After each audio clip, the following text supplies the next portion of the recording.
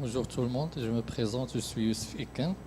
Je suis un cadre de l'Institut national d'hygiène et consultant des centres européens de la prévention et de contrôle des maladies.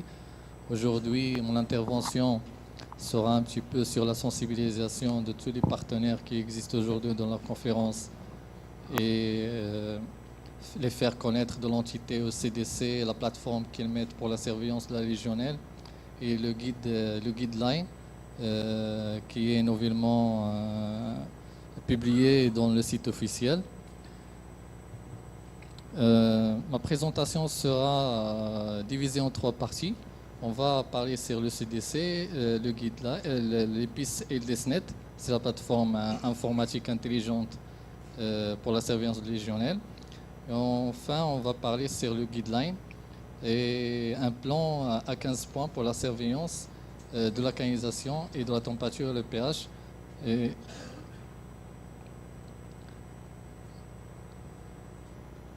Le CDC, c'est un centre européen de prévention et de contrôle des maladies.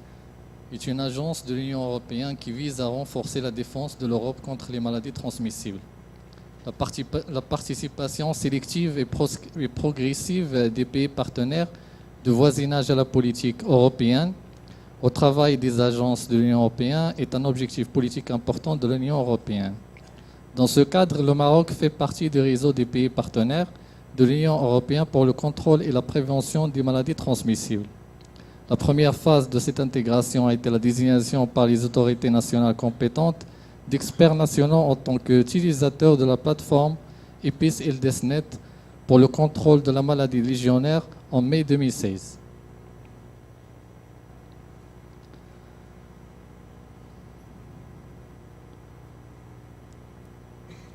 Le CDC coordonne le réseau européen de surveillance des maladies légionnaires et le DESNet depuis le 1er avril 2010. Les tâches des réseaux comprennent la surveillance quotidienne de la maladie légionnaire associée au voyage, la détection rapide et la notification immédiate des cas uniques au groupe de cas au réseau, la surveillance étroite des enquêtes sur les sites et des mesures de contrôle prises.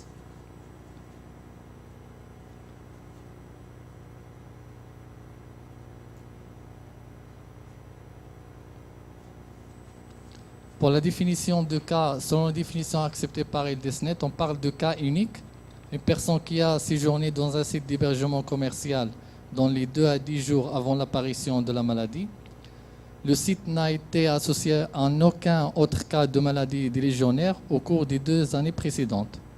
Un cluster au groupe de cas, 2 cas ou plus notifiés dans des périodes différentes qui ont séjourné dans le même site d'hébergement dans un intervalle de 2 ans. La réponse à un groupe de cas de légionnaires. Lorsqu'un groupe de cas est détecté, une enquête par les autorités de santé publique est requise sur le site d'hébergement. Le résultat préliminaire de l'évaluation des risques et l'initiation des mesures de contrôle doivent être signalés à DESNet par les experts désignés par les pays dans les 2 semaines en utilisant le formulaire préliminaire, formule A. Un formulaire final, formule B, c'est ensuite utilisé pour rendre compte dans les 4 semaines suivantes des résultats finaux des mesures d'échantillonnage et de contrôle de l'environnement, ce qui permet d'effectuer 6 semaines au total pour toutes les enquêtes. L'objectif principal d'EPIS et le DESNet, c'est faciliter la détection et la notification des cas uniques au groupe de cas liés aux maladies légionnaires associées aux voyages multinationaux, offrir une plateforme technique sécurisée pour l'échange rapide d'informations standardisées sur les enquêtes sur les groupes associés des maladies légionnaires associées au voyage entre experts désignés par des pays participants. Permettre une évaluation rapide des menaces et des risques pour la maladie légionnaire. Ce rapport que je reçois chaque fois qu'il y a une notification d'une maladie légionnaire dans un pays européen ou autre. Alors ce rapport, il contient toutes les informations concernant le patient infecté, l'âge, le sexe, le pays d'origine, le site d'hébergement au Maroc, parce que c'est un cas récent que j'ai reçu. C'est un voyageur français âgé de 64 ans qui a visité 3 sites. C'est un cas très intéressant, qui a visité 3 sites ici au Maroc. Je ne vais pas dire où, parce qu'on réserve toujours la confidentialité des sites. Il était infecté et détecté en France et signalé à l'ECDC, et par la suite, ils m'ont envoyé la notification 3 fois de suite, 3 hébergements.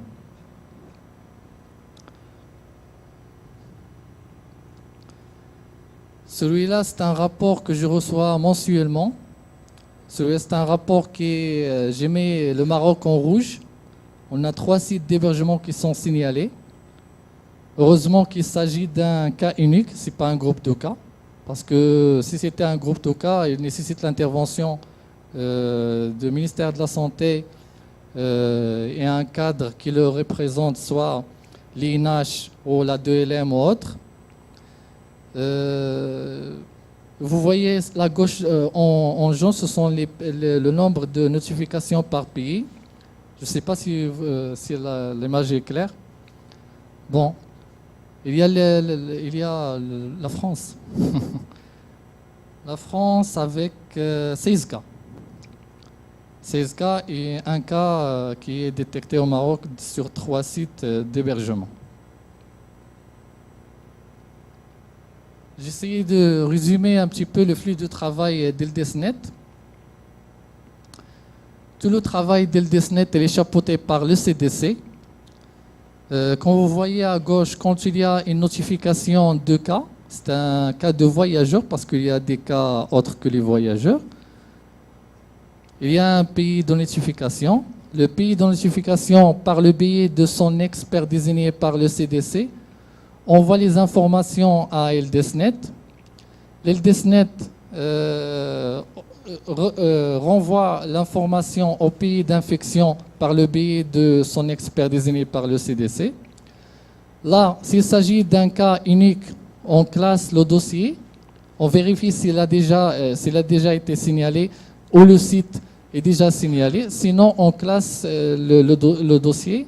S'il s'agit d'un groupe de cas, on est obligé de faire des rapports et formulaires et on est obligé de faire un feedback à l'ECDC par le biais d'Eldesnet. Il faut remplir, comme j'ai dit, le formulaire A dans 4 semaines et un formulaire dans 2 semaines et un formulaire 4B en 4 semaines, ce qui fait une réponse totale des mesures prises en 6 semaines.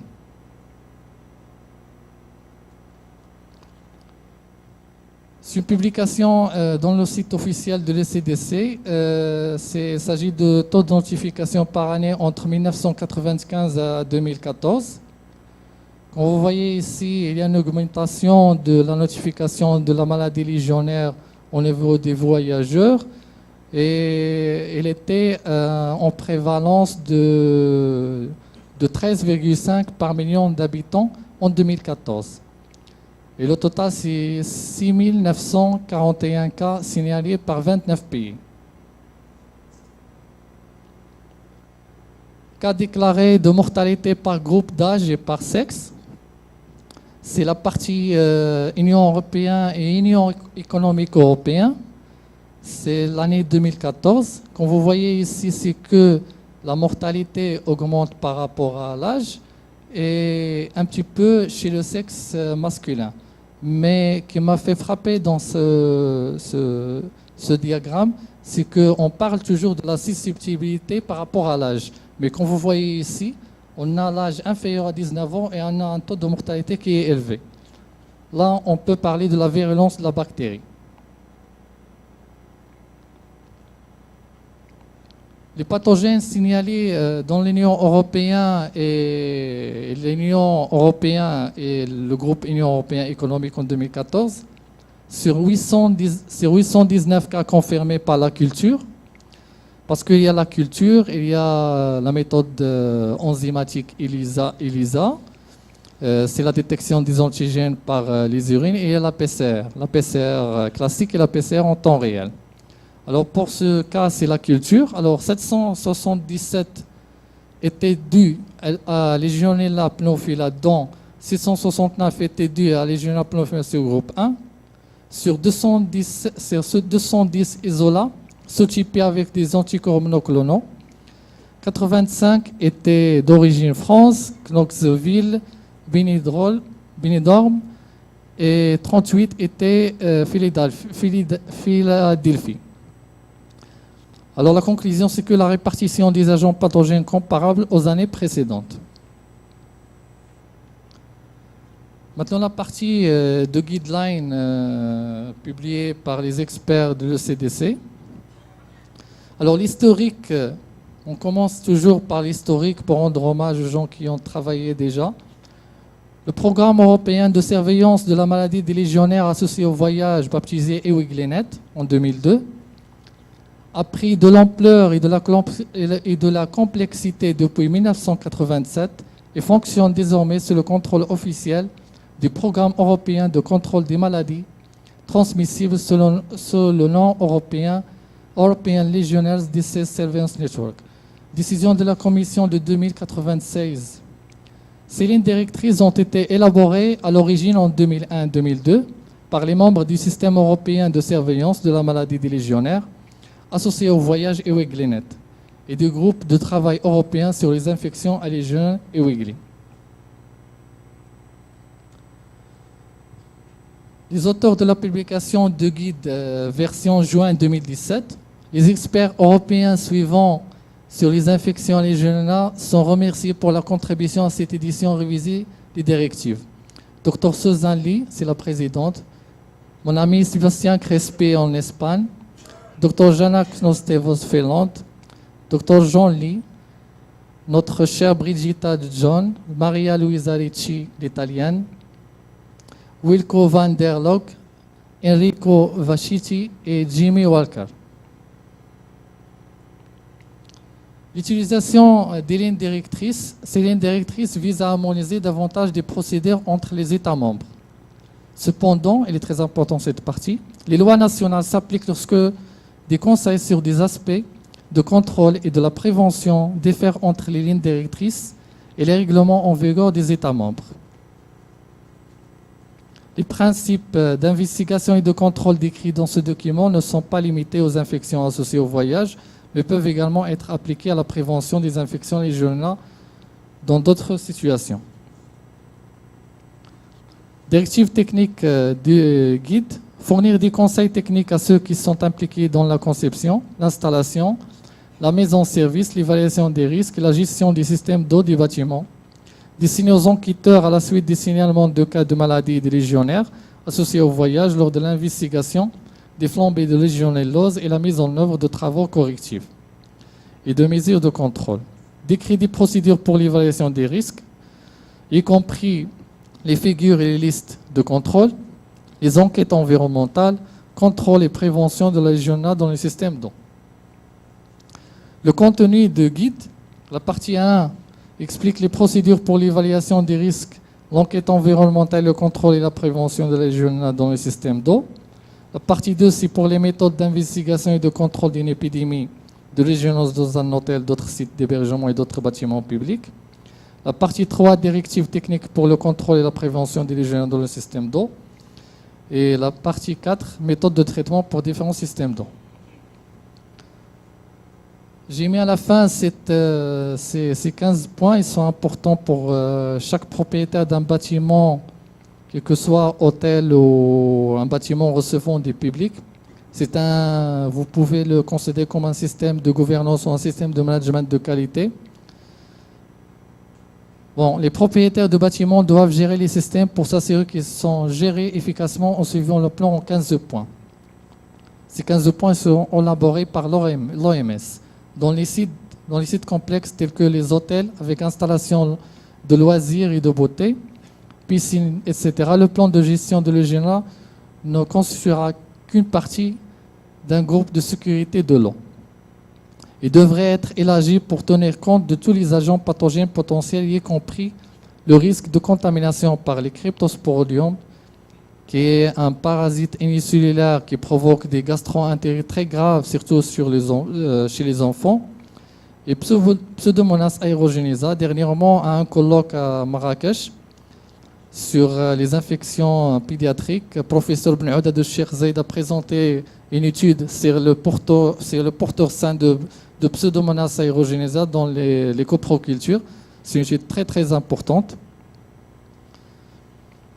dans les piscines et les spas. Le plan en 15 points. Premièrement, avoir au moins une personne désignée et nommée compétente ou un groupe de sécurité de l'eau responsable du contrôle des Legionella. S'assurer que les personnes nommées ont suffisamment de formation et d'expérience pour pouvoir remplir leur rôle avec compétence et que les autres membres du personnel sont formés pour être conscients de l'importance de leur rôle dans la lutte contre la légionellose. 3. Vérifier à ce que la qualité de l'eau à la source réponde aux exigences des directives européennes ou nationaux sur l'eau potable. Veiller à ce que l'alimentation en eau continue. Les alimentations intermittentes entraînent une dépressuration, ça veut dire une diminution de la pression de la tuyauterie d'alimentation en eau susceptible de libérer des nutriments pour les biofilms, tartre et corrosion. Maintenir l'eau froide à tout moment. Elle doit être maintenue à des températures inférieures à 25 degrés. L'idéal, c'est à 20 degrés dans toutes les sorties. Tout doit être fait pour que l'eau froide qui rentre dans un bâtiment et dans le stockage reste aussi froide que possible. Youssef, je m'excuse de te couper malgré l'importance. Par contre, il faudrait clôturer si ça ne dérange pas, sachant que ça, on donnera les liens si les personnes vont rentrer dedans. Je pense qu'il faut clôturer parce que... Non, si tu veux donner un dernier mot sur l'organisme Yugli en clôture, parce que je m'excuse, mais sur le timing, on va être embêté. Il me reste je te mes excuses. Oui, ou alors, ou si tu peux clôturer vite. Bon, en résumant, nous passons au point 14. S'il y a une piscine thermale, assurez-vous qu'elle est continuellement traitée avec 3 à 5 mg par litre de chlore ou de brome. Et les niveaux de pH entre 7 et 7,6 sont surveillés au moins 3 fois par jour, y compris au début de chaque jour. Tout résultat de surveillance défavorable a été traité de manière appropriée en temps réel. Les tests de Legionella ont été effectués par un laboratoire accrédité 17025, normalisation ISO. Au moins la moitié de l'eau est remplacée chaque jour. Les filtres à sable sont lavés chaque jour après que le dernier utilisateur a quitté la piscine. L'ensemble du système est nettoyé et désinfecté une fois par semaine. Des enregistrements quotidiens de toutes les lectures de traitement de l'eau, telles que la température, le pH et les concentrations de chlore sont conservés. Le gestionnaire vérifie régulièrement qu'ils sont satisfaisants. Juste un petit éclaircissement, Monsieur Alexandre, parce que c'est une séance d'initiation et de sensibilisation des parties intéressées dans cette conférence.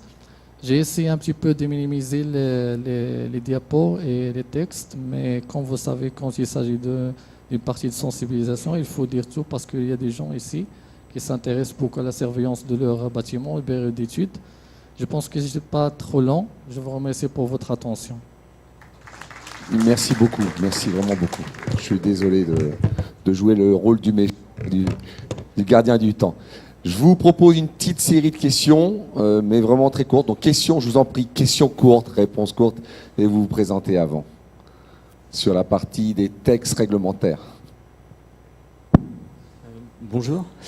Moi j'avais juste une petite question. Vous êtes tous des hommes de savoir et de technicité entre de bons techniciens. Et je voudrais juste savoir si vous, en tant que sachant pointu, vous travaillez avec les concepteurs. Je parle des bureaux d'études et des ingénieurs. Pour nous, en France, c'est pas totalement le cas.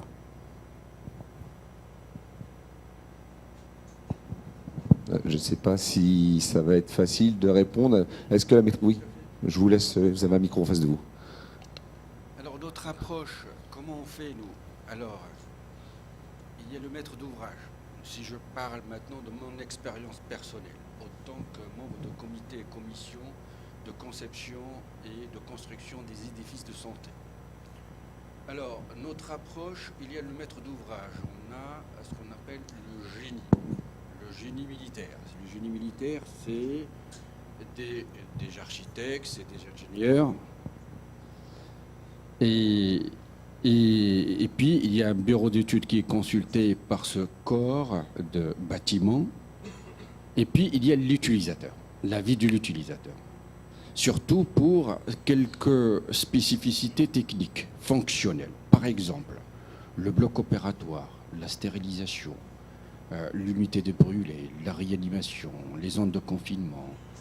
Alors, tous ces sites, ils ont une spécificité particulière, ils demandent une servitude technique un peu particulière en termes de traitement d'air, en termes de qualité d'eau, en termes de circuits matériels, circuits personnels. Donc, il faut impliquer tous les acteurs qui vont servir dans ce bâtiment. Donc, il y a une approche collégiale, multidisciplinaire, bureau d'études, conseil, le maître d'ouvrage, le premier concepteur, et puis nous, utilisateurs. En plus, ça facilite l'appropriation des locaux à la fin de l'ouvrage et le bon usage. Là, il y a une chose, il y a la conception structurelle et bien entendu, l'élaboration des procédures fonctionnelles sera beaucoup plus facile. Et là, je parle sous contrôle de maître d'ouvrage de nos établissements de santé. Et c'est présent, monsieur le Flèche.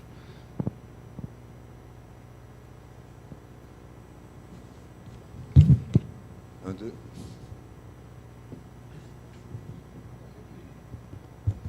Oui, ça marche, ça va. Oui, merci. Une question rapide pour monsieur Correc par rapport à l'importance, enfin, selon l'expérience française, et vous avez, j'imagine, constaté que nous sommes au Maroc, juste à l'étape de la sensibilisation, de la mise en place de normalisation, bien de réglementation. Qu'est-ce que vous nous conseillerez d'aller vers les hôpitaux ou bien vers les hôtels? Quels sont les sites les plus vulnérables à contrôler? Alors, je ne suis pas médecin déjà, parce que je pense que l'angle d'attaque, c'est de dire on préserve la santé déjà des personnes. Donc, s'il y a des choix à faire, je pense que quand on parle de santé humaine, déjà, il n'y a pas forcément de choix à faire. Mais de mon point de vue, le risque, alors, je vais ramener à des choses que je connais. Si je finis sur la partie patient, c'est vrai que vaut mieux s'attaquer à là où il y a les personnes les plus fragiles. D'un point de vue technique, un réseau reste un réseau. Que ce soit un réseau d'hôpital ou un réseau type hôtel, on est sur une conception, en tout cas sur des règles de conception identiques. C'est pas parce qu'on est à l'hôtel ou à un établissement de tourisme qu'on se doit d'avoir des températures plus faibles. Les exigences techniques doivent être les mêmes. On doit respecter des températures identiques en termes de circulation, notamment d'eau chaude sanitaire, et en termes de référence de température de l'eau froide. Les exigences techniques sont identiques. En tout cas, en ce qui nous concerne, sur l'eau potable dans ce type d'établissement, on a un arrêté qui couvre l'ensemble de ces bâtiments. Après, comme vous, on a un document spécifique pour les établissements de santé, mais sur les autres catégories d'eau qui ne concernent que l'hôpital.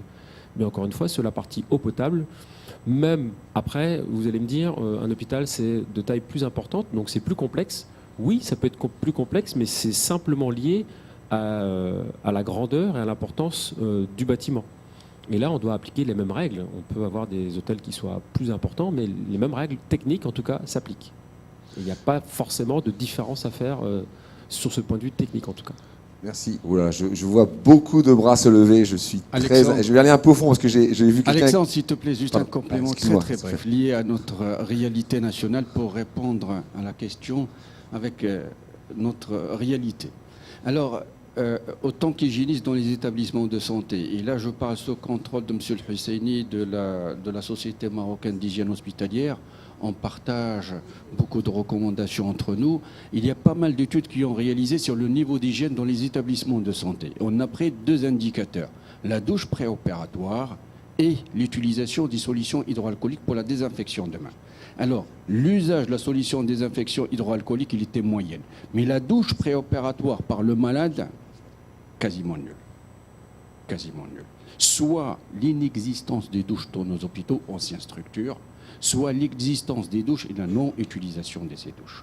Sachant que la légionnaise, c'est beaucoup plus la douche, la climatisation. Alors, pour répondre de façon directe et franche à votre question, allez fouiner dans les hôtels parce qu'on prend plus la douche à l'hôtel, beaucoup plus à l'hôpital, chez nous. Donc, ciblez les hôtels. L'hôpital, c'est pas la peine. Merci. La douche n'est pas utilisée. Presque pas utilisée. Question suivante, s'il vous plaît, mais vraiment, essayez de faire court, s'il vous plaît. Merci beaucoup, Alexandre. Oui, bonjour. Merci pour vos présentations pertinentes et qui nous ont fait beaucoup apprendre, n'est-ce pas? Moi, j'ai une petite question à Monsieur Correc du CSTB.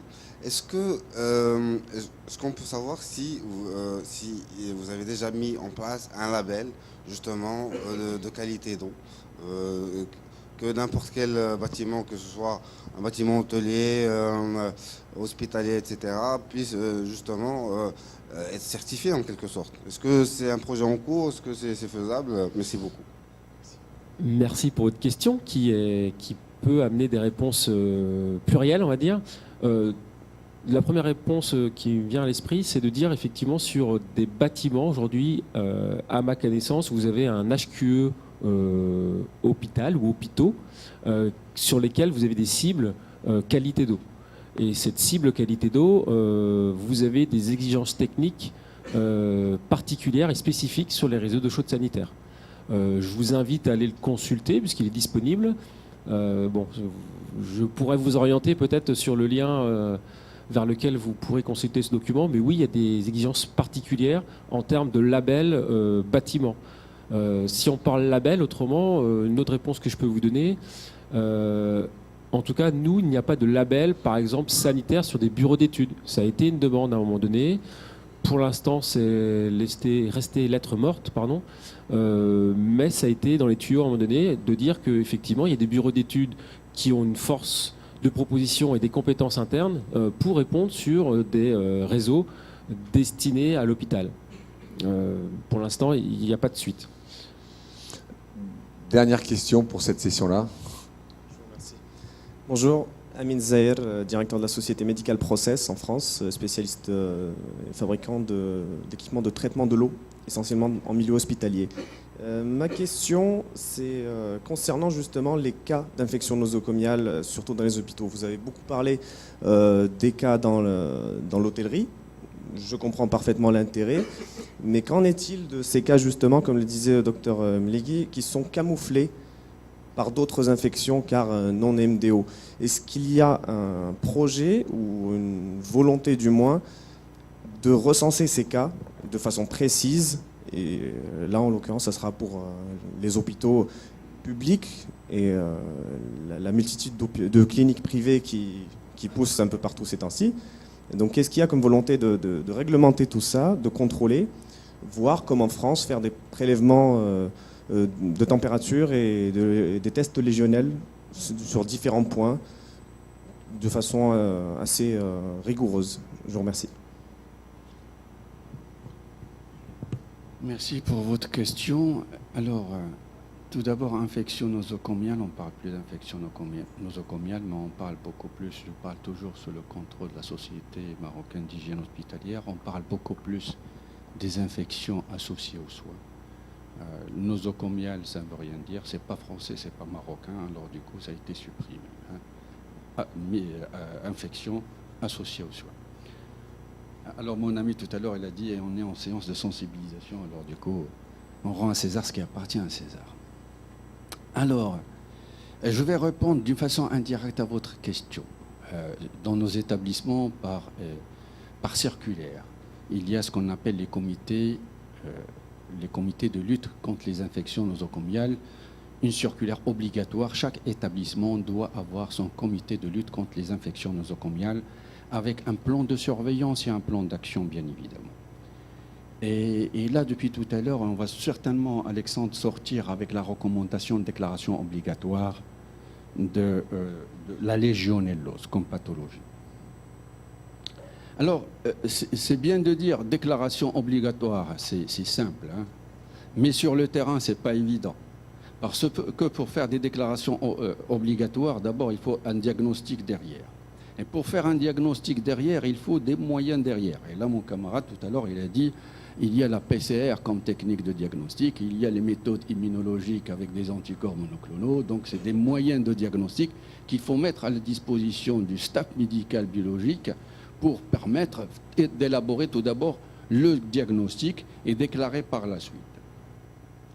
Et je vous dis, il y en a pas mal de légionellose, des cas de décès de légionellose qui ont été enterrés avec une fiche de décès pneumopathie virale atypique.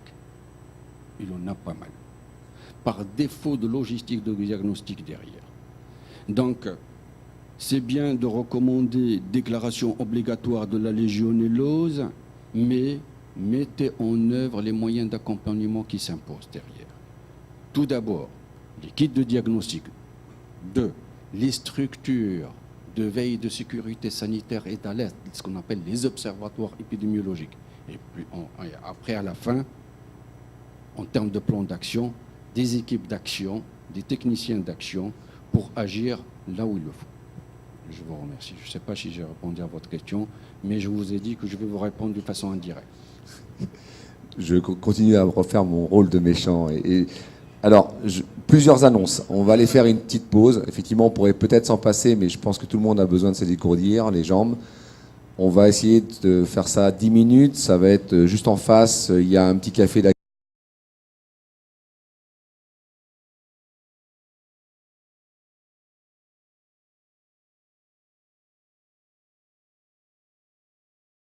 qui vous attend. Il faut absolument que les personnes, je finis, les personnes qui n'ont pas pris leur badge, c'est primordial que vous passiez à l'accueil pour pouvoir un badge et qu'on puisse noter vos références parce que ceux qui le souhaitent pourront recevoir le support vidéo, le support de présentation, mais il faut faire la demande à l'accueil. Pareil, ceux qui souhaitent un certificat de présence, il n'y a aucun problème, vous demandez à l'accueil que ça soit noté et on vous l'enverra si vous laissez votre email. Et enfin, on va déposer des questionnaires de satisfaction. C'est toujours intéressant parce que ça permet de savoir, pour les prochaines réunions au Maroc, quels sont les sujets que vous auriez souhaité voir abordés. Et ça nous permet toujours de perfectionner ce type de conférence. Voilà, donc je vous invite à aller prendre un café. Donc, Patrick Paris, je suis président de l'association Caprice, dont vous avez le logo au milieu des deux autres. Donc Caprice est une association qu'on a fait en 2009. Pour rassembler tous les acteurs qui travaillaient sur cette problématique de qualité de l'eau dans les établissements. Alors, bien sûr, on a travaillé sur cette partie Legionella pneumophila, donc, en termes de conception, en termes d'ingénierie, en termes de maintenance, en termes de surveillance. Mais c'est bien sûr étendu aux autres bactéries pathogènes que vous retrouvez dans l'eau. Parce que ce qui nous pose problème aujourd'hui en France, ce ne sont pas les eaux chaudes sanitaires. On sait résoudre ces problèmes-là en France. On va vous expliquer après pourquoi. Mais les eaux froides sanitaires, notamment l'eau pour soins standard, l'eau bactériologiquement maîtrisée, voilà, les eaux qu'on utilise dans les hôpitaux, posent aujourd'hui des soucis. On n'a pas toujours les solutions. Donc on est obligé de réfléchir. Bon, j'ai des solutions pour certains cas, mais pas partout. Donc, on avait créé cette association parce qu'avant, on se voyait dans des colloques, on faisait des conférences, on se voyait entre experts. Voilà. Et donc, on a eu l'idée de fédérer pour se parler, pour échanger. En milieu clos des fois, parce qu'il ne fallait pas que ça sorte. Voilà. On a des missions par rapport au ministère de la Santé, par rapport au CSTB pour la relecture des guides, par rapport au DTU. J'ai beaucoup travaillé sur les DTU, les 2 DTU que vous avez là. Donc toutes ces problématiques légionellose, enfin Legionella, protection, j'en suis un peu, je dirais, la cheville ouvrière. Et je suis désolé mais si c'est contraignant, mais voilà, il fallait le faire. Donc voilà, cette association, elle vit. Très peu, pas beaucoup, mais bien. Pas beaucoup, mais bien. Voilà. 1, 2... marche. Bien. Alors moi je vais vous parler de canalisation un petit peu puisque le sujet ça reste effectivement l'eau et il y a toute la théorie du contenant et du contenu et effectivement l'eau c'est une chose mais si la canalisation qui est autour la dégrade, on pourra faire tous les efforts qu'on veut en traitement, on n'obtiendra jamais satisfaction et les niveaux de qualité requis par les arrêtés des ministères de la Santé.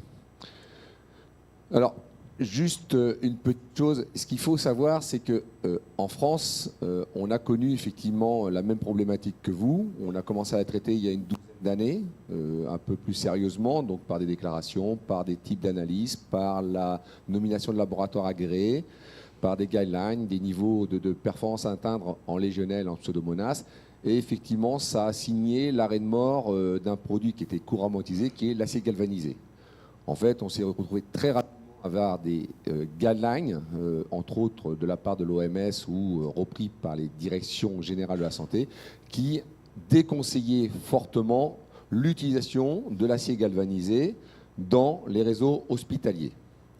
À partir de ce moment-là, les bureaux d'ingénierie ont cherché des solutions, de préférence des solutions meilleures, et ils se sont retournés rapidement vers le PVCC, au moins pour tout ce qui est canalisation de moyenne dimension et de grosse dimension, voire même les antennes terminales. Pourquoi le PVCC ? Tout simplement parce que c'est, comme l'a dit Olivier Correc du CSTB, c'est un matériau déjà qui va avoir un avis technique depuis très longtemps, très connu depuis 1983. Donc c'est un PVC modifié chlore, c'est-à-dire qu'en fait il y a une dose de chlore importante dedans. Et quand on sait que les bactéries, le chlore, c'est des choses qui font mauvais, c'est des choses qui sont bénéfiques à l'éradication des bactéries. On a surtout un matériau aussi qui a des marques de qualité, que ce soit sur la production, sur le suivi de la qualité, bref, comme tout matériau de construction digne de ce nom, avec la possibilité aussi de baisser les pertes de charge. Alors ça, c'est quelque chose, c'est vrai que c'est plutôt cet après-midi qu'on va en discuter, mais tout ce qui est équilibrage des réseaux, on vous l'a dit, ça reste une solution de prévention à l'éradication des bactéries, c'est-à-dire la bonne température du réseau. Et pour ça, il faut un réseau qui soit bien équilibré avec un minimum de perte de charge sur les accessoires. Très important, même si ce n'est pas le sujet du moment, mais ça reste quand même un point essentiel dans le domaine du bâtiment, c'est les classements feu. Il faut que vous sachiez que, effectivement, l'avantage, un des avantages de l'acier galvanisé, c'est que c'était un produit qui était M0, incombustible. Or, avoir des produits incombustibles dans des bâtiments recevant du public et encore plus dans des hôpitaux où il y a des gens qui vont avoir du mal à se déplacer en cas d'incendie, vous imaginez bien que c'est un avantage flagrant. Or, avec l'apparition des matériaux de synthèse, vous allez avoir sur la performance incendie, ce qu'on appelle la réaction au feu, des produits qui peuvent être excellents, et entre autres comme le PVCC de HTA, avec des classements feu M1, donc ininflammables, avec aucune goutte enflammée, donc c'est des gouttes qui pourraient tomber sur les patients quand ils quittent le bâtiment, aucune fumée, opacité des fumées pour éviter justement que les gens aient des difficultés de sortir du bâtiment, et puis des matériaux, on va dire, sur la performance feu, très mauvais. On va être clair, c'est-à-dire on va être M4 sur par exemple les polypropylènes qui sont assez couramment utilisés dans les logements. On a des performances feu avec une propagation de la flamme, des gouttes enflammées, on a la totale. Alors ça, c'est pas très grave si vous êtes éventuellement dans les logements individuels. Par contre, quand vous savez sur un hôpital ou sur un hôtel que vos canalisations sont les pléniums avec des gens qui vont essayer de quitter le bâtiment, c'est moins bien. Donc on a une réglementation, entre autres en Europe et surtout en France, qui est assez exigeante sur la réaction au feu et qui va poser assez régulièrement le M1, donc le PVCC s'est imposé un peu sur le sujet. Les fiches de données environnementales, vous avez un référentiel qui s'impose un petit peu au Maroc, qui est le HQE, Haute Qualité Environnementale. Sachez qu'on propose tout ce qui est fiches de données environnementales et sanitaires qui sont indispensables pour monter un dossier de ce type. Comme je vous l'ai dit, on a vu des réglementations apparaître, c'est pas si vieux que ça, 2010 pour la partie des établissements recevant du public, avec une imposition de valeur à 1000 UFC formant colonie par litre sur les établissements recevant du public. Donc ça veut dire que ça n'englobe pas les logements, ça n'englobe pas non plus les bâtiments de travail. Et une deuxième réglementation plus construite, alors on ne voit pas trop sur le tableau, mais qui est ce qu'on appelle la circulaire des hôpitaux de 2005, téléchargeable gratuitement aussi, tout ça c'est téléchargeable facilement sur Google, avec une imposition en fonction du type de bactéries, là c'est les légionnelles, là c'est les pseudomonas, les flores, en fonction de différentes températures, et suivant le type d'eau, si c'est des eaux pour soins ou sur des eaux bactérisément maîtrisées, des niveaux de performance qui peuvent être éventuellement inférieurs à 1000, voire sous le seuil de détection. Donc ces deux réglementations ont poussé effectivement les bureaux d'ingénierie à partir sur d'autres solutions. Donc la première chose qui nous a été posée, c'est quel est l'avantage du PVCC, par exemple, sur le biofilm. Vous avez vu tout à l'heure qu'il y a beaucoup d'études qui sont menées. Sachez que si on prend une moyenne des études européennes ou mondiales sur le sujet, déjà, première chose, dites-vous bien que tous les matériaux développent du biofilm. Il n'y a pas de baguette magique, ne la cherchez pas, elle n'existe pas. Même le verre, qui est souvent le témoin sur ces études-là, en a. Donc ça, c'est la première chose. Il n'empêche que certains produits semblent être moins favorables au développement du biofilm. Le cuivre, parce qu'il est réputé bactériostatique, on va dire, parce qu'il peut éventuellement relarguer du cuivre. D'ailleurs, c'est un traitement assez couramment utilisé aux États-Unis. Et le PVCC, à cause de sa très forte concentration à 70% de chlore à l'intérieur, qui probablement favorise ce faible développement biofilm.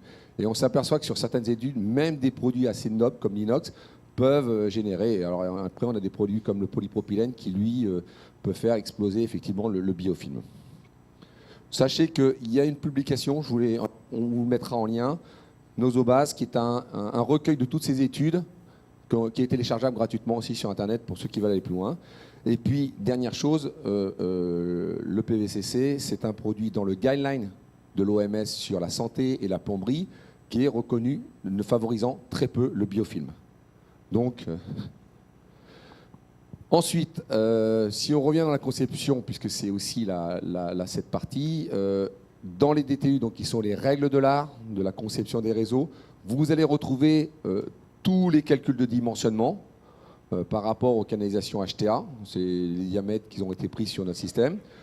Dans les avis techniques, vous retrouvez ce qu'on appelle les classes d'application, c'est-à-dire qui vous permet de dire que le produit va pouvoir fonctionner à 70 degrés pendant 49 ans, je crois, ça doit être une histoire comme ça. Et puis après, tous les modes de température dégradée qui vont vous permettre éventuellement de faire un choc thermique en cas de nécessité. Ça, c'est important d'avoir un produit qui a un agrément pour pouvoir éventuellement sortir des températures classiques. Autre sujet, et là on aurait pu faire la journée, on a voulu prendre le train en marche du BIM. Alors pour ceux qui sont plus dans la partie bactéries, je suis désolé, ça, je vais essayer de faire vite. Donc le BIM, c'est Building Information Modeling, c'est la maquette numérique des bâtiments. C'est un grand changement au niveau de l'Europe, mais typiquement le Maroc a pris aussi ce virage-là, puisqu'on voit des maquettes numériques qui sont faites au Maroc, entre autres sur des hôtels, j'ai vu ça, Ibis, qui partent sur la Côte d'Ivoire. L'idée, c'est d'avoir une vision très claire du réseau. Alors ça a quel avantage? Bon, c'est un avantage effectivement indéniable sur la conception, mais ça a surtout un avantage après pour la maîtrise d'ouvrage. C'est-à-dire que le service technique qui est capable de lire cette maquette est capable d'avoir une vision claire d'où se trouvent ces vannes de régulation. Éventuellement, il y a des fichiers qui sont associés à ces éléments qui vont vous dire la maintenance est de telle façon, etc. Bref, il va avoir vraiment une carte d'identité de son réseau qu'il doit gérer et dont il doit faire la maintenance. On n'y est pas encore, parce qu'avant que la maîtrise d'ouvrage commence à bien maîtriser ça, mais c'est en marche. C'est en marche. Donc nous, on a proposé tout ce qui est bibliothèque qui permet de s'intégrer dans ces projets-là. On a effectivement beaucoup travaillé aussi parce qu'on pense qu'un chantier propre, c'est aussi une façon de limiter la contamination d'un réseau. C'est-à-dire qu'on voit trop souvent des canalisations qui traînent dans la terre avec un risque de pollution du réseau et un risque de pseudomonas, entre autres. Donc on a beaucoup travaillé sur les housses, sur les bouchons, pour que déjà le produit soit pas trop dégradé pendant le chantier, et puis toute une assistance autour, parce que la mise en œuvre, c'est aussi important pour pouvoir avoir une installation fiable dans le temps. Un des avantages indéniables du PVCC sur la problématique des bactéries, c'est son résistance au traitement. On peut parler des traitements autorisés en préventif et en curatif, mais parmi ces traitements, il y a entre autres le dioxyde de chlore, qui est un traitement assez efficace avec une bonne rémanence, mais qui a un facteur de dégradation de l'ensemble des matériaux sur la plomberie, que ce soit des joints, que ce soit des clapets anti-roulement, un certain nombre de produits qui va être extrêmement agressif. Et on est, à ma connaissance, le produit qui résiste le mieux à tous ces traitements. À tel point, c'est que en général, on a 1 ppm en chloration à 2 ppm en continu. Nous, on a une expérience sur tout ce qui est station thermale, qui a à peu près la même réglementation qu'au Maroc sur l'embouteillage, c'est-à-dire les absences de bactéries, où on a des gens qui vont aller jusqu'à des traitements d'1 gramme par litre sur le réseau. Alors, ça ne va pas vous dire grand-chose, mais sur des polyoléfines, ce qu'on appelle par exemple les polypro, les polyéthylènes, des conditions comme ça, ou même des conditions moins graves, c'est des produits qui vont peut-être se dégrader au bout de 6 mois, vocalisation. Vocalisations qui sont censées durer 25 ans, elles vont partir en lambeaux assez rapidement.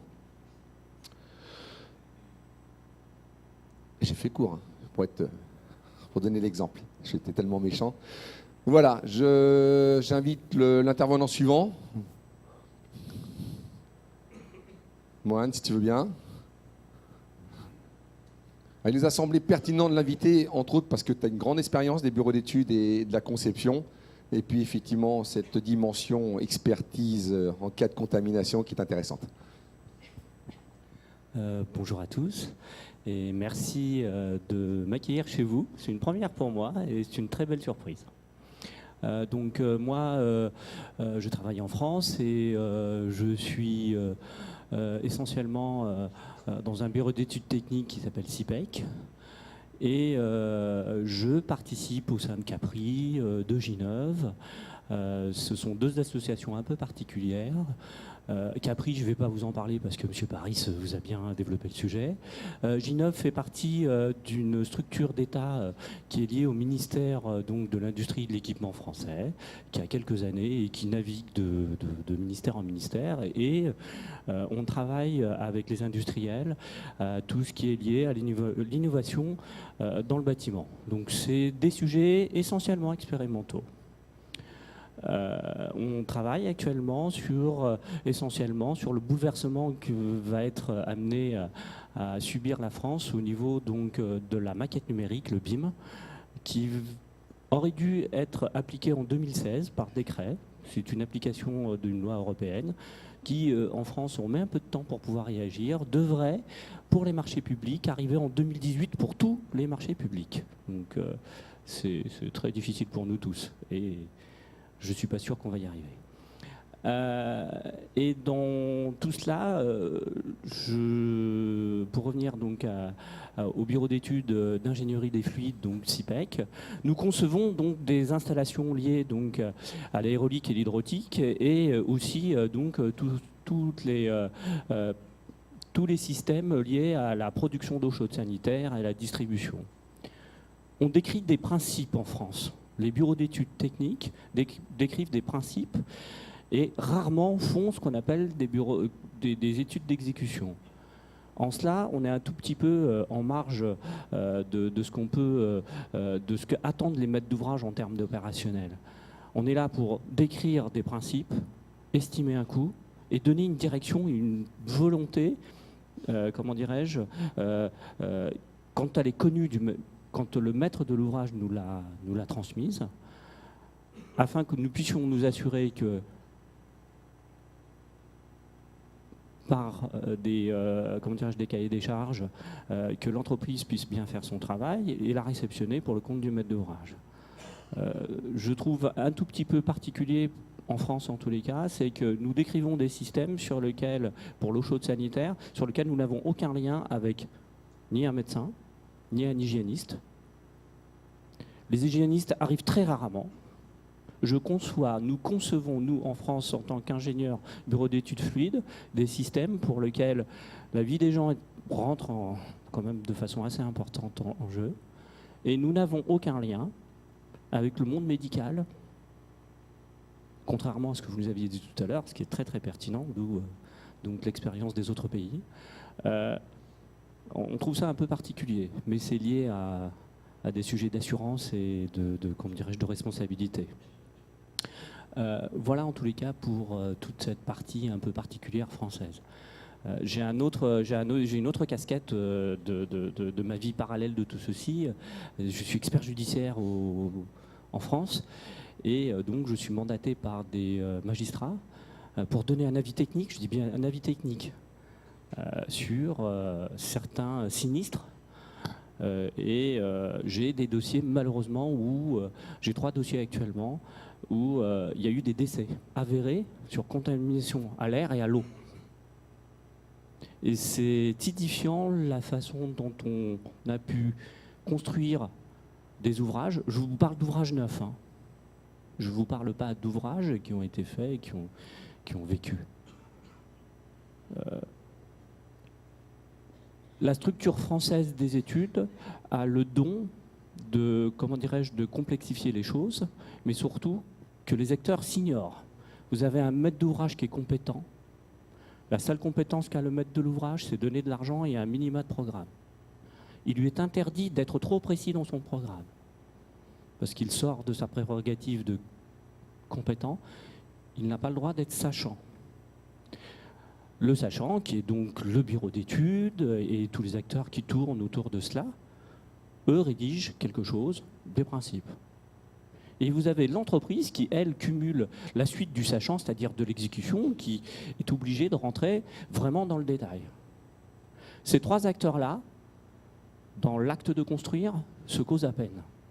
Ensuite, vous avez l'autre partie qui est quand même très importante, qui est l'acte donc de maintenir. Et celle-ci, elle est carrément inexistante dans la façon de construire. Jamais on nous fait part à nous, bureau d'études techniques, de la façon dont le maître de l'ouvrage souhaite avoir une maintenance. On ne l'écrit pas, on ne l'évoque pas, et si par tous les hasards on l'évoque, c'est de façon assez maladroite, parce que tout simplement, nous n'avons pas ni la compétence, ni même le savoir de ce qui se passe pendant la phase d'exploitation. Nous avons des directives particulières qui sont liées aux industriels qui nous disent pour maintenir mon matériel, je vous donne une petite notice qui vont vous permettre de cohabiter, etc. Ce sont des notices qui sont plus ou moins bien faites, qui sont toujours sous couvert de quelque chose qui est la responsabilité. Il ne faut pas qu'ils en disent trop pour ne pas être engagés, mais il faut dire le minimum pour que ça puisse être exploitable. Aucune coordination de maintenance n'est faite par la suite. Les cycles de vie du préventif au curatif, c'est très souvent le préventif, on l'oublie. C'est de l'argent, donc je ne vais pas mettre le moindre copec dedans. Par contre, à chaque fois que j'ai un événement particulier, je vais faire du curatif.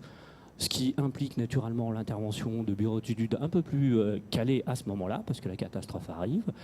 Et il y a un vrai savoir, en tous les cas, que moi je peux constater, de gens qui sont capables de planter le décor avec le constat, les recommandations, le développement et la correction.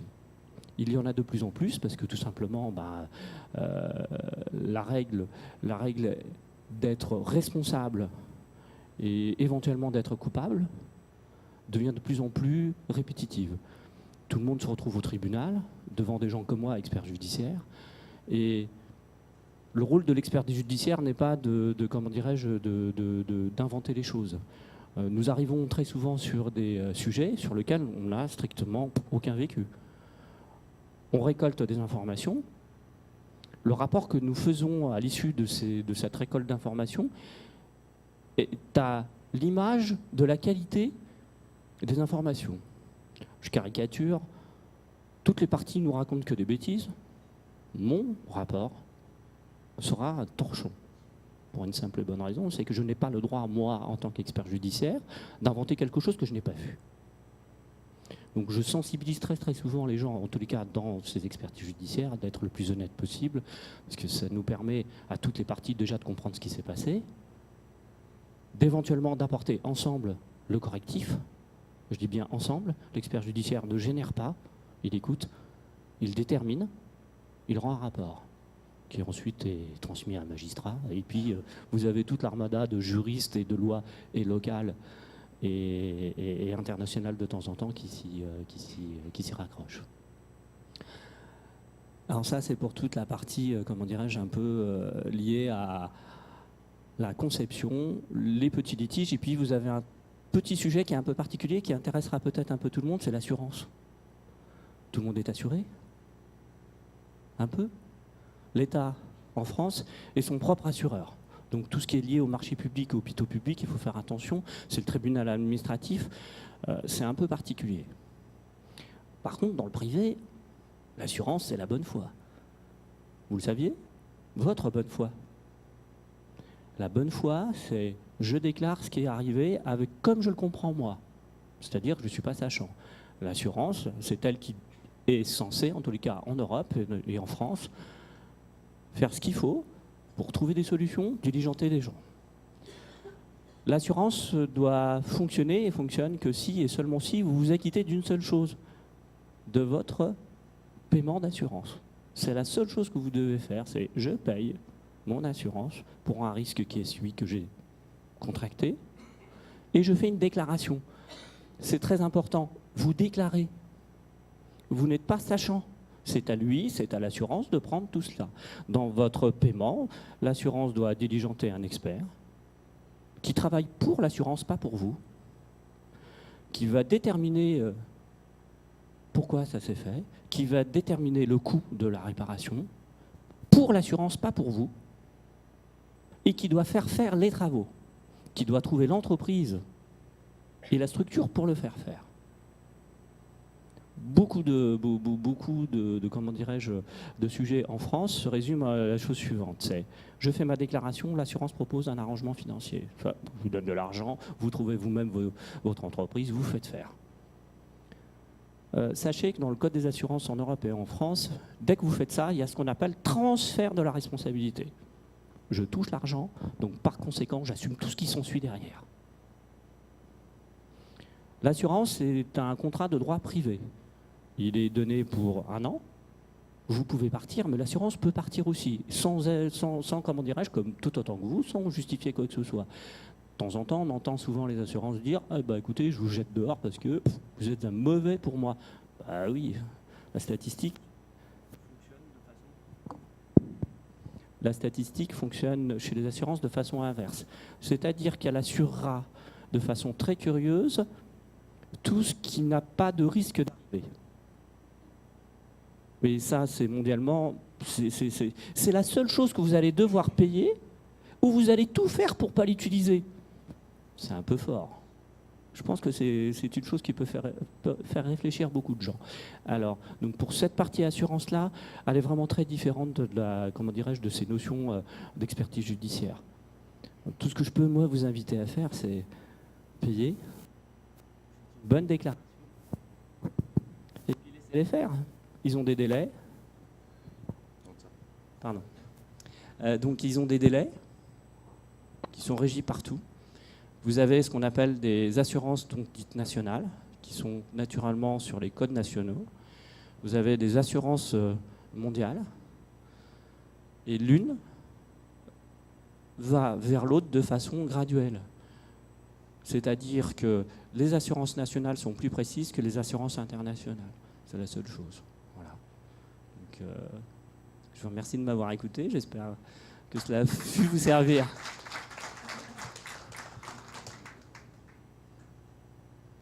Merci. Alors ça va vous sembler un peu curieux. Ça fait très longtemps qu'on avait envie de mettre une note de jurisme, entre guillemets, dans ce type de conférence. Il faut savoir qu'en Italie, la moindre conférence qui touche à la légionelle, il y a au moins un avocat qui prend la parole. Parce que, hélas, quand il y a des morts, ça se finit aux tribunaux, il y a des expertises et on se retourne vers l'assurance en demandant est-ce que je suis couvert ou je ne suis pas couvert en tant que maître d'ouvrage, en tant que maître d'œuvre, en tant que bureau d'études, en tant qu'installateur. Et hélas, ça peut causer de gros dégâts. On l'a vu, nous, on a eu Pompidou, l'hôpital Pompidou avec 11 morts. Nous, on a des amis à l'association Caprice, des plombiers, qui ont fini en garde à vue pour expliquer pourquoi on en est arrivé là. Donc, la responsabilité, c'est un point très important. Je vous invite à...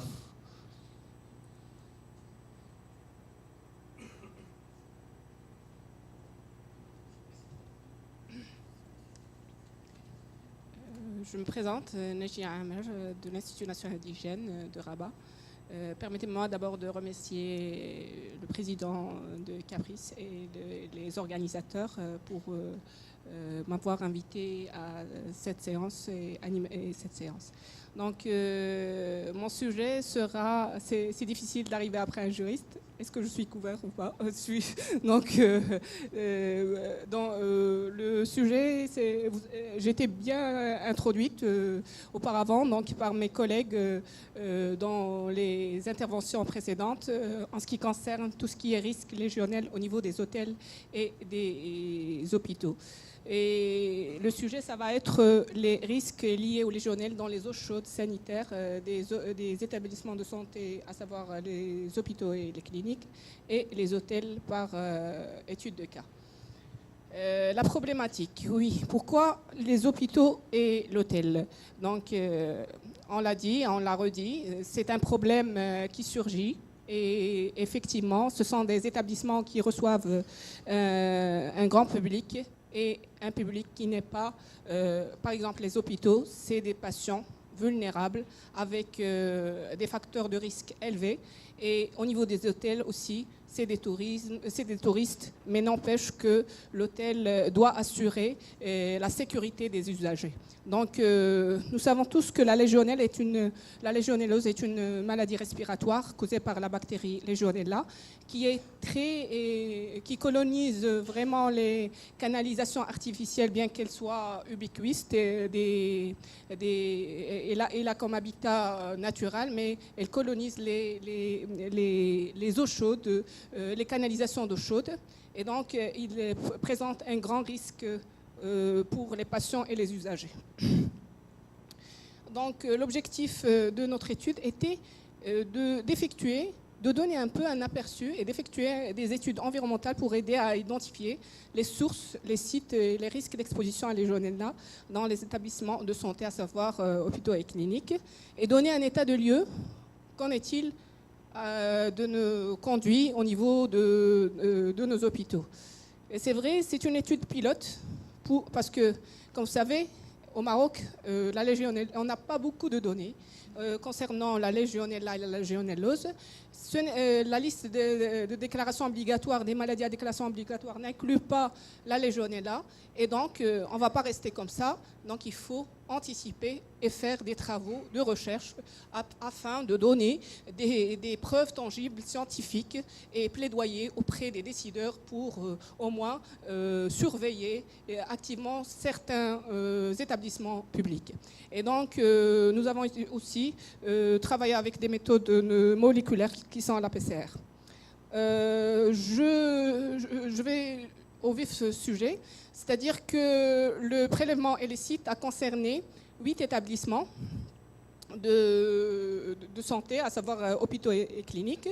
Et on a choisi aléatoirement 3 villes, Rabat, Salé et Kénitra. Et les prélèvements ont concerné 47 échantillons d'eau chaude sanitaire qui ont été prélevés entre la période de février 2017 à mai 2017. C'est récent. Et donc, ça a concerné les blocs opératoires, les salles de réanimation, les urgences, les chambres de vestiaire et les cliniques et hôpitaux. Donc, tous ces prélèvements ont été analysés au laboratoire de microbiologie eau et hygiène alimentaire à l'Institut national d'hygiène, qui est certifié ISO 9001, IQNet, AINOR, un organisme espagnol, et qui est doté d'une plateforme et d'un plateau technique pour aussi bien la détection, pour aussi bien le contrôle de tout type d'eau, mais spécialement les légionnelles. Donc les méthodes qu'on a adoptées, en fait, c'était des méthodes standards, de culture standard de Legionella, selon les normes françaises, mais je peux vous dire qu'il existe une norme marocaine, qui c'est là où on a fait des progrès, c'est-à-dire qu'on a élaboré des normes pour la recherche de la Légionnelle, mais aussi pour la PCR. Et on a fait la méthode moléculaire et la confirmation par la détection au latex. L'échantillonnage a concerné les 3 villes, comme j'ai dit, 8 établissements et un nombre total de 47 échantillons. Le choix, c'était pour les robinets, les points d'usage et les douches. Et le prélèvement a été fait dans 1 litre d'eau et transporté rapidement au laboratoire. L'analyse, comme j'ai dit, c'est selon la norme française T90-431, mais on a adopté aussi la norme marocaine 2014. La confirmation des sérotypes a sollicité la technique de latex. Et par la suite, on a aussi analysé nos échantillons par une méthode de PCR en temps réel. Juste pour vous dire que nous avons les compétences, l'expertise pour faire les prélèvements de la légionelle. Il suffit juste d'avoir la volonté de surveiller activement. Donc, les résultats de la discussion, donc, pour tout ce qui est sur les 8 établissements, 5 étaient positifs. Et donc, sur 47 échantillons, nous avons trouvé 10 qui présentaient un pourcentage donc, assez parlant de 21%, et pour les établissements de 62%. Pour les hôpitaux, donc, nous avons aussi essayé de voir quel type de légionella qui circule et le taux, qu'en est-il du taux? Effectivement, ça dépend. Au niveau des hôpitaux, c'est le sérotype Legionella pneumophila 2,15 qui est le prédominant, avec un pourcentage qui dépasse des fois le 4,10,3 et allant de 150 à 4,10,3. Et au niveau des cliniques, on a trouvé la Legionella sérogroupe 1 et le SPP. Donc, le sérogroupe le plus trouvé, c'était le 2,15.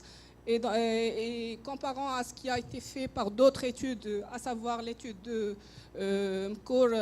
l'Institut Pasteur, c'était la même chose, le 2,14 au niveau des hôtels et au niveau de certains établissements de santé, et aussi à ce qui se passe dans d'autres pays comme la Turquie, l'Italie, ils ont trouvé aussi le sérogroupe 2,14. En conclusion, donc, 21% des échantillons sont positifs en légionelle. Donc, nos canalisations n'est pas épargnées.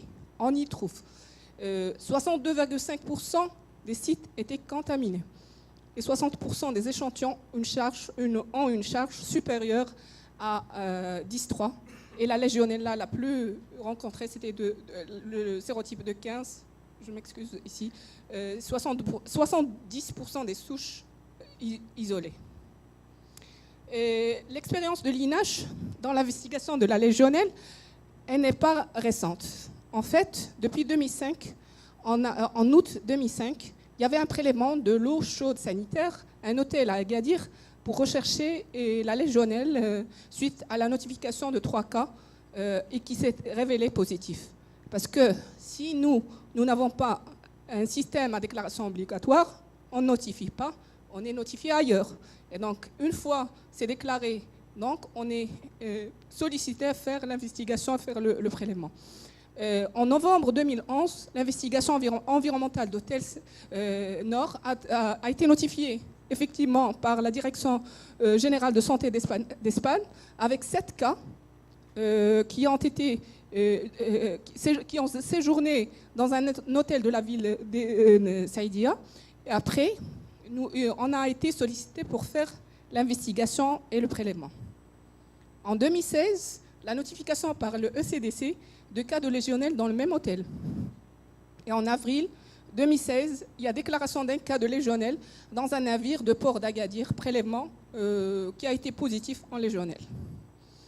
Donc, je vous donne ici l'exemple de cas d'investigation de légionelle d'hôtel dans une ville nord balnéaire. Et l'alerte a été donnée par la Direction générale de la santé espagnole et a informé la DELM par courrier électronique et l'émergence d'un foyer de cas groupé de 7 cas. Et donc, c'était en octobre 2011. Une équipe s'est mobilisée pour investiguer et identifier sur le terrain la source de contamination, prélèvement d'eau, évaluation des installations. L'hôtel était un hôtel vraiment 5 étoiles et donc disposait d'un réseau installé selon les exigences de l'Union européenne. Et même, il y avait un détecteur de température de légionelle avec le circuit à vue. On croyait que c'était nickel. Mais aussi, il avait un revêtement isolant de protection géré par un logiciel informatique en temps réel. C'est le schéma de la canalisation du site. Et donc, les prélèvements ont été faits au niveau de ballons de stockage, au niveau des points d'usage, au niveau des pommeaux de douche et des piscines. Et ils ont, encore une fois, révélé la présence de la légionelle, qui était de type légionella pneumophila groupe 1, qui était la cause probable de cette déclaration. Donc les investigations, juste pour dire un mot, que les investigations microbiologiques ont un rôle très important pour identifier la source la plus probable au niveau de la contamination. Et même lorsqu'on compte et on dénombre un chiffre supérieur à 10,3 en légionelle, ça montre la situation dégradée des réseaux d'eau chaude sanitaire et qui va montrer vraiment qu'il y a un risque au niveau des usagers. Donc, le fonctionnement saisonnier, c'est un problème des hôtels. Parce que généralement, ce sont des hôtels qui fonctionnent par saison jusqu'à octobre. Et donc, l'approvisionnement en eau, il est intermittent, de qualité variable et longue stagnation. C'est le problème majeur au niveau des hôtels. Et le risque élevé des légionelles, on sait bien la légionelle, avec la stagnation, le biofilm, c'est son foyer. C'est le foyer. Bon. Donc, en conclusion, juste pour dire que les hôtels, et surtout les hôpitaux et les hôtels, la légionelle dans nos canalisations existe. Et c'est bien de faire ces conférences et de sortir par la suite par des recommandations. Parce que les recommandations qu'il faut avoir, c'est d'essayer de partager nos expériences, transfert de savoir-faire, mais surtout de créer un comité national qui va s'occuper de ce problème. Sinon, on va rester avec les textes réglementaires qui datent d'années et on va pas. Il faut faire un pas. Donc le premier pas, c'est d'essayer à travers ces assises de créer un noyau national entre les différents partenaires, je dis, parce que l'ingénierie en a parlé, les juristes, on est tous là et les bienvenants pour faire un noyau et pour plaidoyer pour que, au niveau de notre pays, qu'il soit à déclaration obligatoire. Et merci.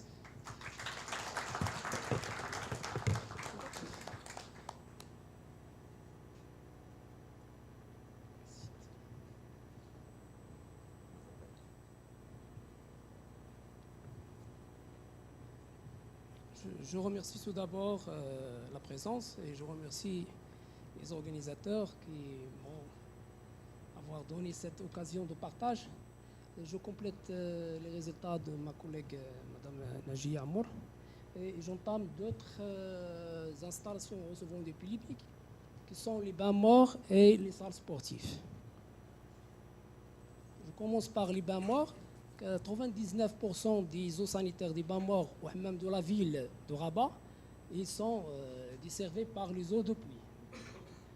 Les systèmes de distribution des eaux sont très défectueux. Certains hammams datent de 1940, donc conduits très anciens.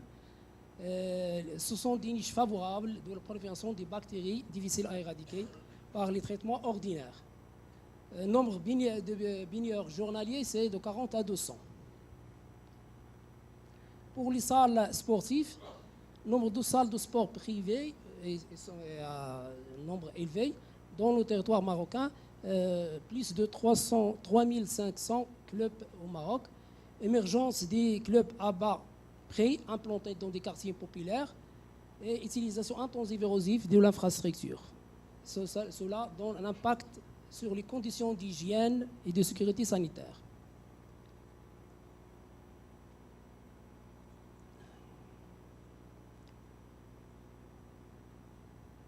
Un mot sur l'épidémiologie au vent de la génose, la colonisation des réseaux domestiques d'eau douce et endémique. Dans ces réseaux de réservoirs, ce sont les protozoaires aquatiques amibes et le biofilm communauté de micro-organismes multi-espèces. Les installations collectives ou individuelles génèrent des aérosols contaminés, sont les tours aéroréfrigérants, les fontaines, les spas, les nébuleuses, les dispositifs d'air conditionné et les douches et robinets. Donc il y a une transmission directe par inhalation d'aérosols. les sites d'échantillonnage, on a travaillé sur 71 bains morts dans la ville de Rabat, dans les quartiers les plus populaires. Ces bains morts sont desservis par les eaux depuis qu'on l'a dit. 142 échantillons d'eau chaude sanitaire, soit 71 en hiver et 71 en été, analysés pour la recherche de Legionnaires pneumophiles. Et pour les salles sportives, on a travaillé sur 36 salles sportives. Quantification de Legionnaires par culture classique et par PCR. On a détecté des Legionnaires pneumophiles dans un pourcentage de positivité de 5,6%. Et dans le taux, c'est-à-dire par unité pharmacologique, il dépasse 10,3 selon les seuils conseillés. La méthode par PCR, elle a donné des résultats de 0,13 à 0,63 de corrélation entre les deux méthodes de culture. Alors, pour la comparaison entre les deux méthodes culture classique et la PCR, c'est la méthode culture est de durée très longue et faible pourcentage de récupération. Alors, pour la méthode RT-PCR, elle est plus rapide et détectant plus d'échantillons contaminés de Legionnaires pneumophiles. Alors, concernant les statistiques réalisées, pour les valeurs prédictives négatives, positif, elle est faible de 0,31%.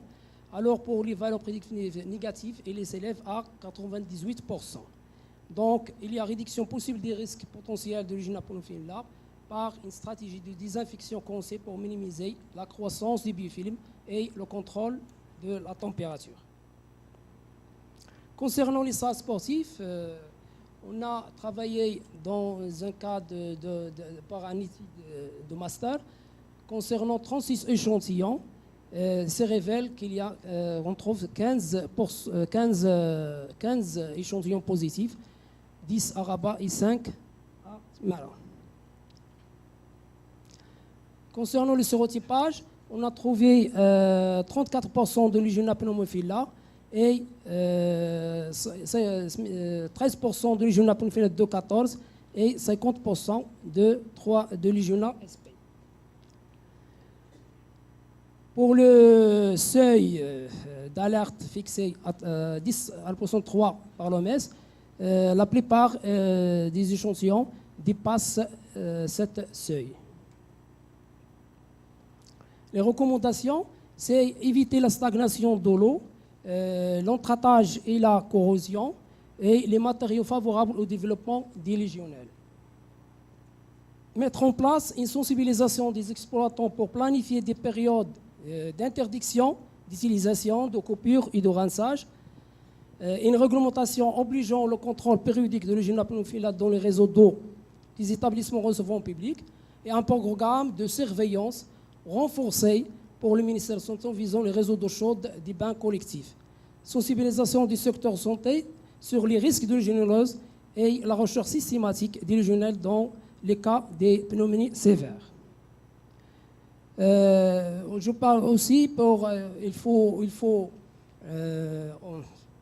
évoquer une modélisation qui touche tout ce système, c'est-à-dire depuis la conception des réseaux, la contamination par des bactéries constrictrices de biofilms, et aussi, je pense à une question, quel matériau peut résister à Legionella et de quels moyens, c'est-à-dire si on pense à des conduits de conception de matériaux plus coûteux. Donc, c'est un travail d'ingénierie.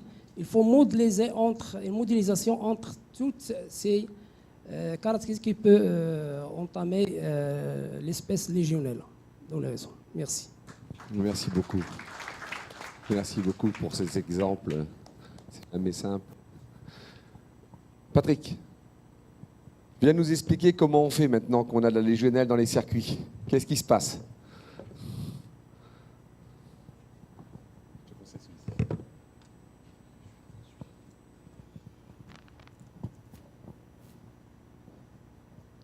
Donc pour clore cette matinée, moi je vous propose un retour d'expérience de ma société, Antagua, qui totalise à peu près aujourd'hui 450 audits de réseau, petits et grands, depuis sa création en 2003.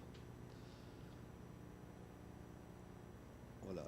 Je vous rappelle juste ce texte-là, donc arrêté du 30 novembre 2005, très bien fait, très court, par le ministère de la Santé bien sûr, avec des objectifs. Arrêté dit anti-brûlure, son origine c'était donc de limiter la température de l'eau chaude sanitaire au robinet à 50 degrés, passer de 60 à 50 degrés. Ça nous posait beaucoup de problèmes parce que nous on voulait pas, on voulait pour cette problématique Legionella de l'eau chaude. Donc je vais vous expliquer après comment on a fait. Un autre arrêté, celui du 1er février 2010, qui concerne la surveillance, c'est-à-dire que vous avez une annexe où est mis donc, ce qu'il faut faire pour les établissements de santé, avec les patients à risque éventuellement, à définir par l'établissement, et puis les autres établissements. Très très bien fait. Avec ces deux arrêtés-là, qui, dans le ministère de la Santé, dans ce rôle régalien, je dirais, définit des objectifs. Donc ça, c'est le quoi. Alors le comment. Le comment, c'est ça. C'est-à-dire, ce sont les règles de l'art, les règles techniques. Ce sont des normes. DTU, ça veut dire normes. Document technique unifié. Mais ce sont des normes, c'est la norme. Donc le premier qu'on a fait paraître en 2012, donc, qui est assez conséquent et qui définit la conception des réseaux d'eau sanitaires, eau froide et eau chaude, bien sûr. Et puis son petit frère, le 60.11, qui concerne le dimensionnement. C'est-à-dire vous avez une conception, mais après il faut dimensionner. Il faut savoir comment on va dimensionner. Une anecdote sur le dimensionnement, on a beaucoup buté sur je dirais, les débits d'eau au robinet. Parce qu'aujourd'hui, on met de la robinetterie dite hydroéconome pour économiser l'eau. On n'est plus à 0,2 litres seconde, on est à 0,1 litre seconde, voire moins. Voyez. Et donc ça a été un facteur, je dirais, important de discussion en fait. Et on a conservé les anciennes valeurs de débit, mais seulement on a mis une petite remarque en disant voilà, si vous utilisez une robinetterie hydroéconome, le bureau d'études a une responsabilité pleine et entière pour le dimensionnement. Alors les biofilms, voilà, je vais vous faire une présentation des biofilms très très rapide, mais je vais vous dire pourquoi.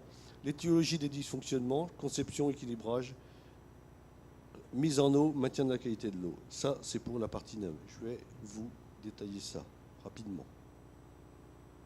Les biofilms, voilà. Par exemple, là, vous avez une canalisation en acier galvanisé avec un traitement filmogène, phosphate silicate. Donc on utilise en anticorrosion. Mais autant on empêche la corrosion, autant on a des biofilms.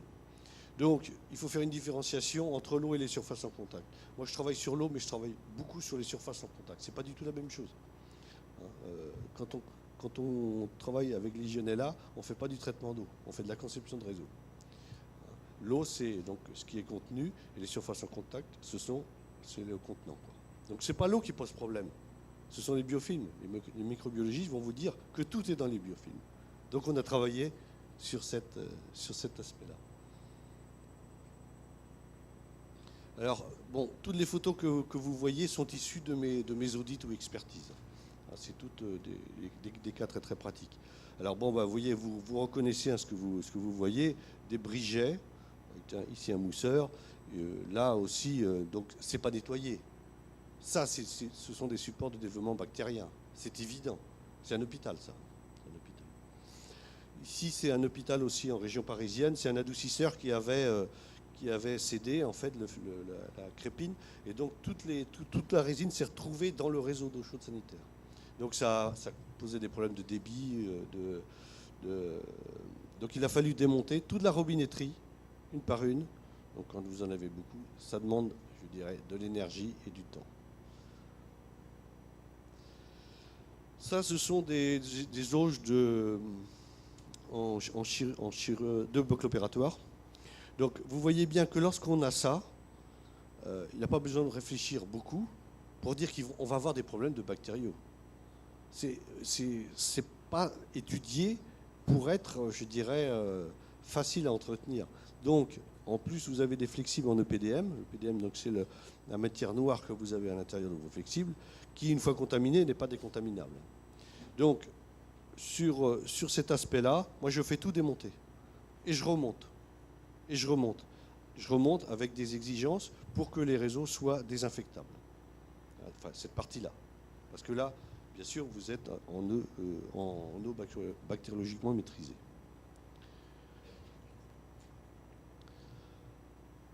Des alimentations pour laveurs, de laveurs pour stérilisation. Ça, c'est aussi un hôpital de la PHP. Vous comprenez bien que à partir, ça, ce sont les réseaux d'eau qui arrivent donc de la station. Vous comprenez bien que là, rien n'est prévu pour que ce soit désinfecté. Donc il faut, je dirais, des préconisations particulières. Les préconisations, ça va être de la conception de réseau. Qu'est-ce qu'on va faire pour, je dirais, empêcher la contamination? Donc les règles de l'art, je vous ai dit, donc respect des règles de conception, ça c'est important. Aujourd'hui, de plus en plus, on va concevoir les réseaux d'une manière intelligente. Faire simple, ça aussi c'est quelque chose, je dirais qu'il faut avoir à l'esprit. Les réseaux d'eau sanitaire sont les réseaux les plus complexes aujourd'hui en eau. Il faut les simplifier, parce que chacun arrive avec son petit laïus, sa petite proposition en production, je dirais en robinetterie, peut-être en canalisation, en surpresseur, voilà. Donc là, il faut simplifier tout ça. Et il faut avoir une vue globale, bien sûr. Donc ce sont des règles qui sont de plus en plus connues, mais pas toujours appliquées. Quelquefois, les entreprises, elles prennent le risque. Hein. On y va, voilà. On fait court, voilà, donc pas cher, voilà, on prend le risque. Quelquefois, pas vu, pas pris, et quelquefois, ils sont pris. Voilà. C'est un problème de métier aussi, parce que c'est plusieurs métiers dans la plomberie. Évidemment, vous avez de la conception, de la réglementation, de la thermique, de l'hydraulique, de la chimie. Voilà. C'est plusieurs métiers. C'est ce qui en fait la complexité. Voilà. Et puis, surtout, sur les maîtres d'ouvrage, ça, des coûts de plus en plus bas. Je suis désolé, mais on en a toujours pour notre argent, quoi. Voilà. Ça, c'est un hôpital à Saint-Nazaire en Bretagne. Donc, c'est une adduction, c'est un compteur. Vous comprenez bien que cette partie-là, qui est le point de prélèvement d'eau, c'est pas terrible pour faire un prélèvement, voyez. Mais ce sont des entreprises de génie civil qui ont fait ça. Donc, ils ne savaient pas forcément. Mais on ne peut pas faire un bon prélèvement avec des dispositions comme ça. Ce que vous avez à côté, c'est l'hôpital Necker à Paris. La partie l'AENEC sur laquelle j'avais travaillé. Très bien fait. Alors, c'est à l'intérieur, hein, mais c'est très très bien fait. Vous avez des points de prélèvement, vous avez tout. Vous avez la partie disconnexion, réducteur. Donc, on avait déjà étudié ça. Parce que les personnes qui travaillaient sur Necker, c'était les anciens de Pompidou. Donc, ils ne voulaient pas réitérer les problèmes qu'ils avaient eus. On fait aussi de plus en plus de la filtration en entrée de bâtiment. La filtration, c'est la rétention particulière, donc des grosses particules, hein, 50 microns, 60 microns, en fonction de la qualité de l'eau, ça dépend de ce qu'on a, quoi. Voilà. Mais ça permet de soulager le réseau après. Voilà, ça permet d'avoir des clapets qui fonctionnent, une robinetterie qui va bien fonctionner. Alors les filtres, les adoucisseurs, voilà, on en a parlé ce matin, les adoucisseurs, ça c'est un gros problème. Ça c'est un gros problème. Ça c'est une résine d'adoucisseur, ce sont de toutes petites billes de faible diamètre, hein, et on fait passer l'eau là-dessus et on a cette fameuse permutation sodique, c'est-à-dire l'eau va s'enrichir en sodium et va donner son calcium et son magnésium en fait, pour faire simple. Voilà. Mais ça c'est un support de développement bactérien. Et l'adoucisseur travaille en eau, je dirais, à température normale. Donc vous comprenez bien, voire des températures chaudes dans les chaufferies. Donc, super, je dirais, élevage de légionelles, quoi. Ou d'autres bactéries. Vous avez les filtres aussi, là, vous voyez. Ça, ce sont des filtres que, normalement, on ne devrait pas avoir ces filtres translucides. Vous comprenez bien que vous avez un phénomène de photosynthèse, déjà, quand la lumière est allumée. Ça, ce sont les vannes de cépage sur les adoucisseurs. Production d'eau chaude sanitaire. Donc, on avait beaucoup travaillé sur les productions. Bon, c'est un secret pour personne. Les ballons, ça posait problème. Ça posait problème parce que lorsqu'on avait donc des puisages, enfin des prélèvements par exemple en fond de ballon, eh bien voilà. Donc on a travaillé sur des conceptions de production d'eau chaude sanitaire. Alors, il y en a encore, hein, ça c'est du type semi-instantané, c'est-à-dire vous avez un échangeur ici, et puis vous avez vos ballons. Ça fonctionne bien, je ne dis pas ça, mais seulement il faut vraiment que la circulation se fasse du haut du ballon jusqu'au bas du ballon, et pas sur les côtés, parce que vous avez un volume mort dessous, vous voyez, des choses comme ça. Mais aujourd'hui, on abandonne ça, et on va vers ça, c'est-à-dire des productions qu'on appelle instantanées, c'est-à-dire instantanément, on va élever la température de l'eau. C'est beaucoup plus cher, désolé, mais voilà, c'est comme ça. Voilà, c'est ça. Et donc, en fait, ça, c'est une production donc, avec des échangeurs tubulaires. C'est Spirec qui fait ça en France. Ça fonctionne très bien, on n'est pas embêté. Alors, pour répondre aux problèmes d'économie, on avait réfléchi, on avait dit, voilà, on a des ballons de stockage sur le secondaire. Eh bien, ces ballons-là de stockage sur le secondaire, on les a mis sur le primaire. On a stocké une masse d'eau primaire à 80 degrés. Et c'est cette réserve-là qui va amortir, je dirais, la fabrication de l'eau chaude sanitaire. Donc ça fonctionne bien. Et quand ils ont goûté à ça, ils font beaucoup ça, quoi. Les circulateurs de bouclage, alors ça c'est de la conception, on va en parler cet après-midi parce que ça fait l'objet de choses comme ça.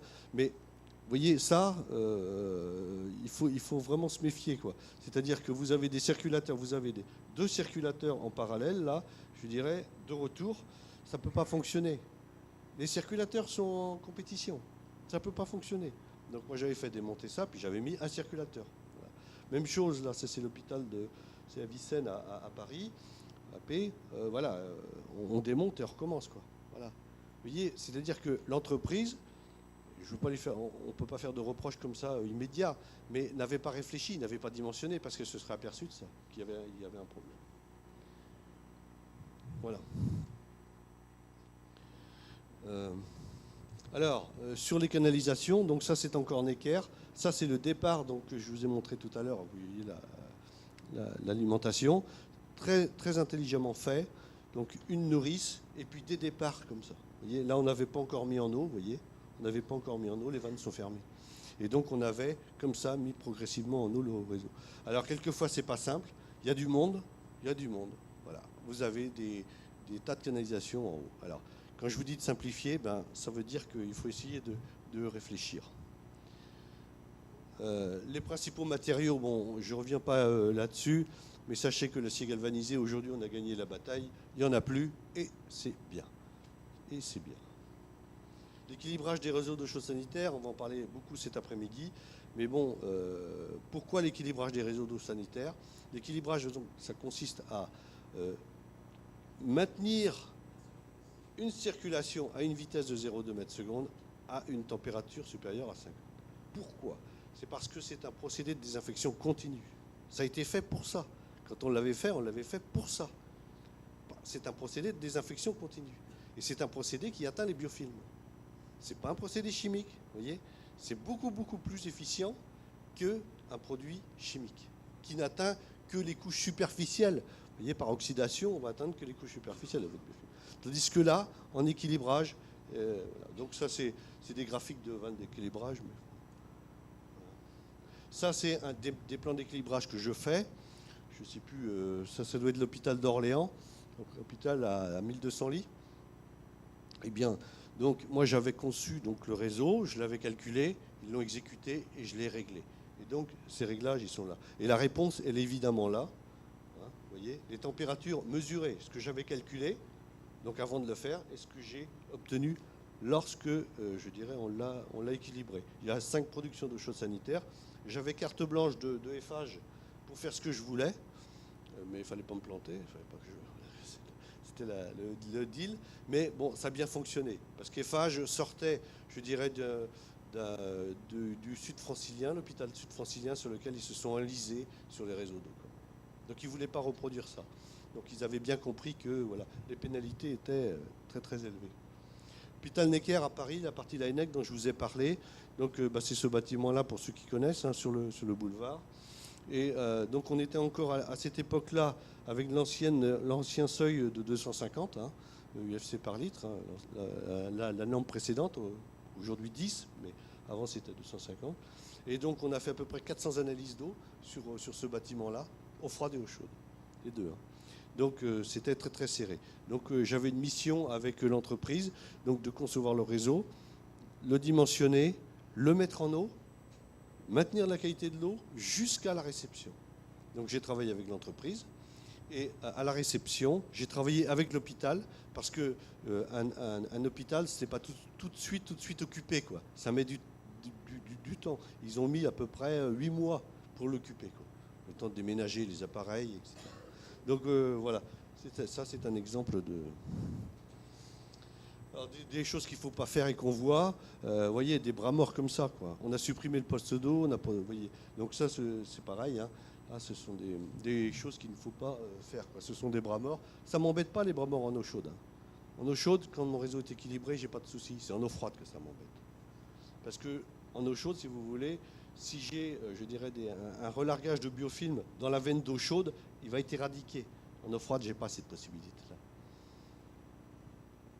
Donc les clapets anti-retour, Olivier en a parlé tout à l'heure. Évidemment, ça, c'est nécessaire, c'est ça. Donc vous avez des prises de pression qui vous permettent de les contrôler. Parce que s'ils ne sont pas contrôlables, vous ne savez pas comment ils sont. Voilà. Bon, ben là, c'est pareil, c'est un prémix, hein. Donc c'est un robinet mitigère, si vous voulez, vous avez l'eau froide et l'eau chaude, et puis vous ressortez là, en thermostatique, vous ressortez en eau mitigée. Mais là, vous n'avez pas de clapet. Donc si vous voulez, vous avez une interconnexion ici eau chaude, eau froide.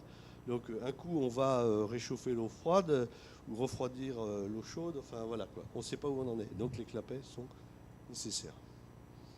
Là, des choses qu'il ne faut pas faire, ce sont les équilibreurs de pression. Lorsqu'on avait réfléchi sur toutes ces problématiques, on s'était dit il faut que la pression d'eau froide soit égale à la pression d'eau chaude, ou sensiblement égale. Ce n'était pas du tout évident. Alors, il y a certaines sociétés qui ont inventé ça, c'est-à-dire que vous rentrez ici, hein, et vous ressortez, vos pressions sont équilibrées. Le gros problème, c'est que si vous coupez soit l'eau froide, soit l'eau chaude, vous n'avez plus de pression sur les deux, quoi. Donc, sur Necker, on en a mis 400 et on en a enlevé 200. Progressivement, on les enlève. Parce que ce n'est pas du tout pratique. Très bon appareil, mais pas pratique. Point de prélèvement d'eau aussi, on en a parlé tout à l'heure. Et madame, vous en avez parlé, vos prélèvements, ça m'a fait réfléchir. Tout dépend comment on fait le prélèvement. Est-ce que vous le faites en eau mitigée, en eau chaude? Est-ce que vous le faites au premier jet, vous mesurez l'exposition, au deuxième jet, vous mesurez le réseau? Voyez, donc il faut être très très très très prudent. Ça, c'est un hôpital aussi qui m'avait fait un prélèvement d'eau. Vous voyez, la canalisation elle est là, ils ont eu un mano, puis donc ça, vous avez une rétention d'eau là. C'est pas terrible, quoi. Donc moi j'avais fait sur un autre hôpital ça directement. Vous voyez, c'est beaucoup plus simple. Et je peux flamber parce que je suis en eau froide. Je peux flamber. Je flambe toujours en eau froide. Ça change radicalement mes résultats.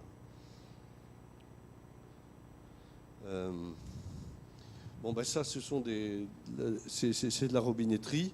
N'oubliez pas que vous avez une solution pour vous très court terme pour protéger vos patients, ce sont les filtres terminaux. Ça, voilà, ça vous évite de déplacer, je dirais, des patients ou de fermer des services. Voilà, la mise en eau de réseau, donc j'avais mis ça au point pour les hôpitaux neufs qui étaient toujours contaminés quand on les ouvrait. Donc je m'étais dit, ben voilà, il faut inventer une procédure pour éviter ça. Donc la première, c'est ce que j'appelle la mise en eau. Donc on va mettre en eau le réseau progressivement, d'une manière très intelligente, voilà, pour qu'on puisse, je dirais, vérifier les fuites, quoi, ou l'absence de fuite. On va faire une désinfection, ça c'est très court. Et alors la plus dure, c'est ça. C'est de maintenir la qualité de l'eau, parce qu'une fois qu'il est mis en eau, ben, il y en a pour 30 ans, il faut tirer sur le réseau, hein. Il faut le puiser. Un réseau, c'est fait pour être puisé. Si vous ne le puisez pas, vous avez un risque de contamination. Voilà, ça va dépendre de la qualité de l'eau, mais gros risque de contamination. Avec des puisages, bien sûr, réguliers. Donc moi, je fais ça tous les 2 jours. Donc le lundi, le mercredi, le vendredi, 2 minutes eau froide, 2 minutes eau chaude, ou alors 4 minutes eau mitigée. Ces données-là sont issues des volumes de renouvellement. Voilà. Quelques réflexions pour finir. Donc, optimisez la conception des réseaux, des expertises audit. Réfléchissez bien avant d'agir.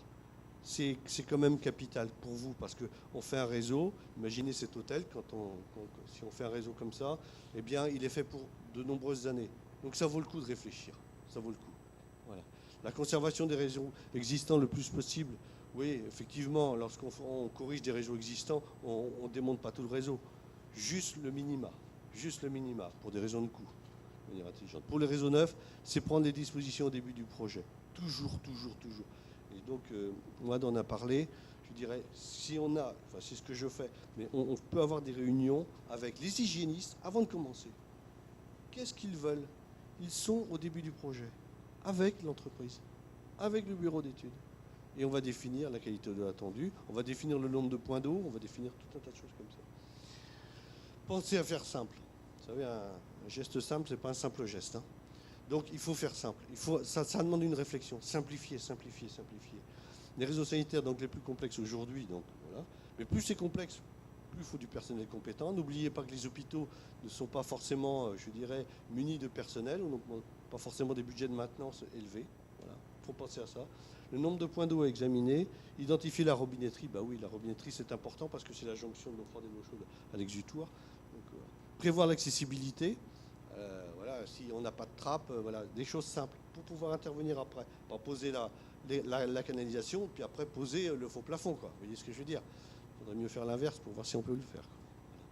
Et puis la mise en eau, le maintien de la qualité de l'eau, la désinfection, ça c'est aussi primordial. Et puis la maintenance, hein.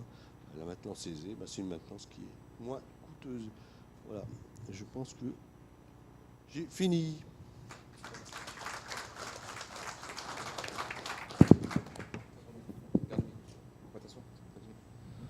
On se fait une petite série de questions sur la partie réseau. Alors je sais que ça fait beaucoup d'informations à absorber en très peu de temps. Tout à l'heure, il y avait des questions qui sont pas... J'ai pas eu le temps d'interroger les gens. Vous avez eu la réponse à vos questions.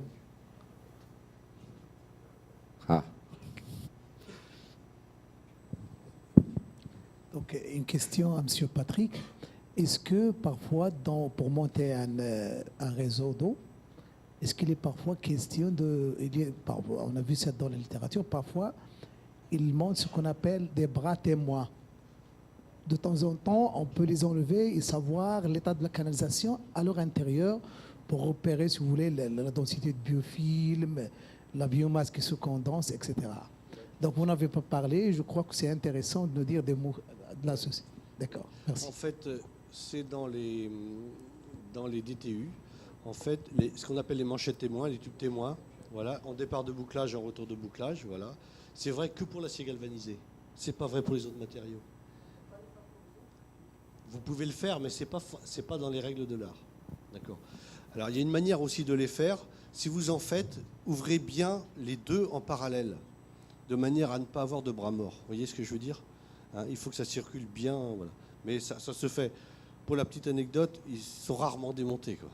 Parce qu'il faut couper l'eau, ça demande un effort. Si on peut l'éviter, c'est bien. Une autre question ici.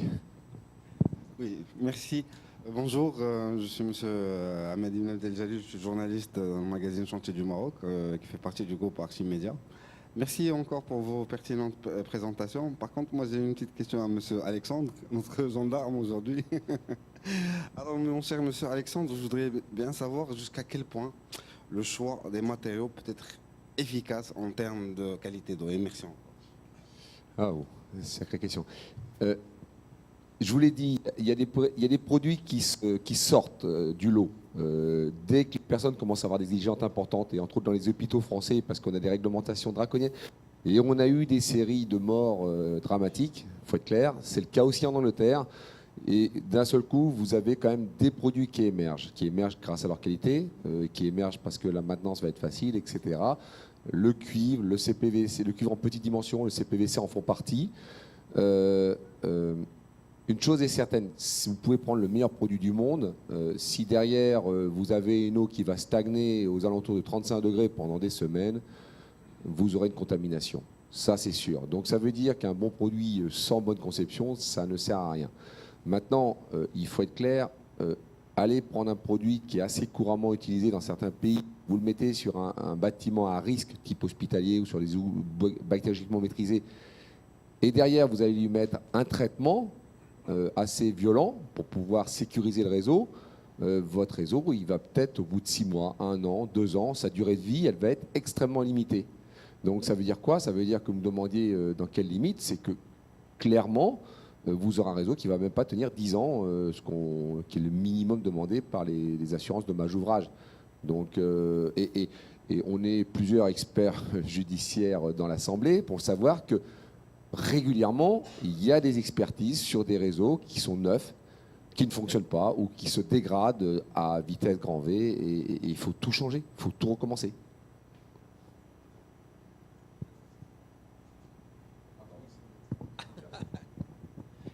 Oui, oui, d'accord. Donc, M. Erradi, responsable d'un bureau de sur Casablanca et membre du bureau national de la fédération de la FMCI qui est ici représenté. J'espère qu'on est bien représenté ici sur cette conférence. La FMCI, oh, d'accord. La FMCI, c'est la Fédération marocaine du Conseil de l'ingénierie. Voilà. Alors, moi, j'ai une suggestion pour toi, donc Alexandre, et puis une question à Patrick, que j'ai eu le plaisir de rencontrer bien avant qu'il puisse avoir cet événement. Donc ma suggestion, c'est cette conférence, elle est dédiée donc pour pallier aux problèmes d'eau au niveau des hôpitaux et des hôtels. J'aurais souhaité, si c'est possible, que l'on puisse organiser une prochaine fois une conférence similaire, mais cette fois-ci, j'aurais souhaité qu'elle soit dédiée aux citoyens, c'est-à-dire en association de la protection du citoyen, du consommateur, et analyser un petit peu la qualité de l'eau qui arrive au foyer. Et je pense que ce serait crucial, important. Je ne vais pas un peu... oui, voilà. Bon, je sais que c'est difficile d'analyser un existant. Ça fait beaucoup d'argent, c'est très coûteux. Et c'est là où j'aurais posé une petite question à Patrick, parce que tu as quand même parlé rapidement d'un point important, c'est qu'en interposant un filtre en bas de l'immeuble, est-ce qu'il est possible, sans faire un constat en amont, de réduire un peu les risques de contamination chez les foyers? Et combien ça coûterait? Est-ce que ça existe sur le marché? Bon, voilà. Merci. Et encore merci une fois. On a fait ça parce qu'on avait des soucis, par exemple sur le sud francilien, on avait des problèmes de particules sur les robinets, donc qui engendraient une maintenance forte, donc une forte charge de maintenance. Donc ces filtres-là, c'est du particulier. C'est pour éviter la maintenance. J'avais signé une attestation pour Eiffage qui me l'avait demandé. Il ne s'engageait pas sur un résultat bactériologique par rapport à ça. C'est d'autres facteurs. Voilà. Mais c'était uniquement, je dirais, dans un but de soulager le réseau. La qualité de l'eau présentait quelquefois des particules sur l'adduction publique. Et ces particules-là allaient au robinet. Donc en fait... On est bien d'accord que ces particules peuvent être susceptibles de colmater les organes de réglage, donc de créer des bras morts, donc du développement de biofilms. Voilà, un organe de réglage, c'est 1 millimètre de passage, donc c'est comme un filtre. Donc si on le bouche, on va boucher le bouclage. Donc en fait, Pal Médical fait ça. Et ils ont un avis technique sur ce sujet-là. Il n'y en a pas beaucoup qui font ça. Bon, voilà, il n'y avait pas de questions et ça y est, ça. C'est réactivé. Je peux? Oui. S'il te plaît. Juste, je peux vous parler d'un sujet qui est en train de se produire en France. Le ministère de Logement, actuellement, a un petit souci sur les bailleurs sociaux en France ont énormément de tours. Et ils ont un petit souci qu'ils ont découvert maintenant, c'est que les primo-migrants qui ont été mis dedans et qui sont là depuis 30 ans, 40 ans, ils ont eu des enfants et puis ces enfants-là, ils ont été à l'école. Et puis là, ils ont un petit souci, c'est qu'il y a eu des morts, il y a eu des plaintes Et en fait, elles sont liées énormément à un non-entretien des réseaux d'eau potable. Et on voit énormément de tours chez ces bailleurs sociaux. Cette année, ça a été quelque chose d'un petit peu particulier parce qu'en fait, l'État a pris conscience de cela. Il y a une directive un arrêté qui va tomber là incessamment sous peu en 2018 en France, lié justement sur la qualité de l'eau dans les logements. Et effectivement, on se rend compte que le bailleur social ne maintient absolument pas du tout son patrimoine mobilier au niveau donc de cette partie liée à l'eau. Et surtout sur les vieux bâtiments comme ça, qui ont la trentenaire, quoi. Et effectivement, c'est un sujet qui va devenir plus que d'actualité, c'est comment traiter et comment aussi sensibiliser les usages. On a des problèmes de stagnation d'eau parce qu'entre deux logements, il se passe des fois des semaines, des mois sans que ce logement soit utilisé. Et donc on crée ce qui se passe dans les hôtels ou certains équipements hospitaliers, des moments de stagnation plus ou moins longs qui créent ces bactéries. Et on ne sait pas si c'est de la légionnelle ou pas. Parce que le problème, c'est qu'on parle de bactéries de façon très très générale et on se retrouve avec des eaux extrêmement contaminées. Enfin, voilà quoi. Deux dernières remarques. Merci Alexandre. J'ai plusieurs questions, mais je vais me limiter à deux. Alors, juste la première question à Alexandre, si vous permettez. Alors, la première question est la relative en tant qu'utilisateur et maître d'ouvrage en partie. C'est moi l'élaborateur de CPS. Lorsque je mets comme exigence technique un réseau garanti à vie, est-ce qu'il y a des prestataires qui peuvent fournir un réseau garanti à vie? Parce que là, il y a des prestataires qui nous offrent ça. Dans les conditions d'utilisation, ils disent dans les conditions d'utilisation, avec une température qui peut dépasser les 90 degrés, des pressions qui peuvent aller jusqu'à 180 pascal, et bien entendu, choc thermique inclus et chloration, charge chimique aussi. Garantie à vie au-delà de 50 ans. Alors ça, c'est ma première question. La deuxième question est liée aux responsabilités. Et là, je pose la question sur comment vous identifiez le lien de causalité lorsqu'il y a un plaignant hospitalier patient, avec des antécédents pathologiques diabétiques ou altération d'état général. Est-ce que c'est imputé à la légionnelle ou bien le micro-organisme porté par l'eau ou bien l'imputation elle est à son état pathologique? Et aussi comment vous faites, exclu le sérotypage, le lien de causalité micro-organisme porté par le réseau et le patient plaignant. Je reviens juste rapidement sur les prélèvements. Ce qu'il a dit Patrick, c'est essentiel. Et là, j'ai vu que vous faites des prélèvements sur des bouteilles d'1 litre. Déjà, la bouteille, je ne sais pas s'il est en verre ou en plastique, mais j'ai remarqué que le bouchon bleu, il est en plastique. Moi, personnellement, j'ai toujours eu des difficultés à stériliser le bouchon. Ah oui, à la flamme, vous voulez dire. Juste une petite aparté, celui qui vous garantit à vie son produit, ou même, je vais même vous dire, même 50 ans d'utilisation, vous le faites signer en bas. Et vous lui demandez sa déclaration d'assurance aussi, s'il est couvert, sur combien de millions, si demain il y avait des problèmes. Oubliez. On parle souvent en durée de vie sur des réseaux un peu principaux de 35 ans, et les fabricants en général, donc 35 ans d'utilisation, et en général les fabricants s'engagent contractuellement sur 10 ans. C'est-à-dire qu'en fait, ils couvrent la dommage ouvrage qui est 10 ans. Voilà, c'est à peu près ça.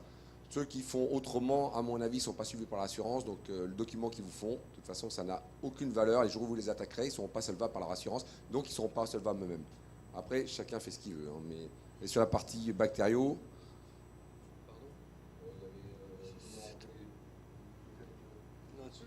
pour le prélèvement, parce que la norme, elle est claire au-dessus, parce qu'il faut faire des prélèvements dans des flacons en verre, en cas où la norme marocaine.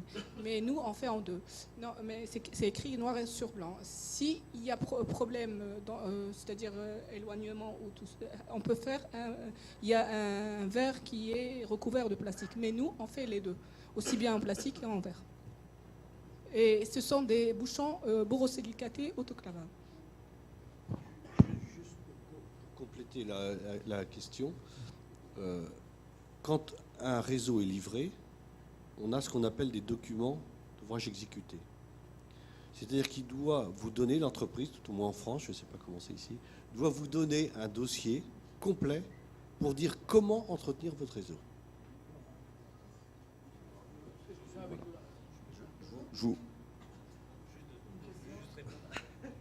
Stop, pitié, stop. Non, mais en fait, je vois les gens commencer à quitter la salle.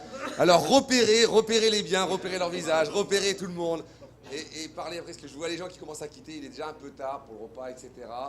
Je vais juste clôturer en remerciant, bien sûr, le ministère de la Santé. Ça, c'est clair. On a eu la chance d'avoir les 3 entités qui s'occupent de la bactériologie. Et merci de votre temps. Merci pour le travail que vous avez préparé. Et encore toutes mes excuses à Youssef pour l'avoir stoppé dans son élan. Et merci à toutes les associations marocaines ou françaises qui ont participé à ça. J'espère qu'il y en aura d'autres. J'espère qu'on ira vers des réglementations plus claires sur le sujet. Et puis, donc, bon appétit et à bientôt.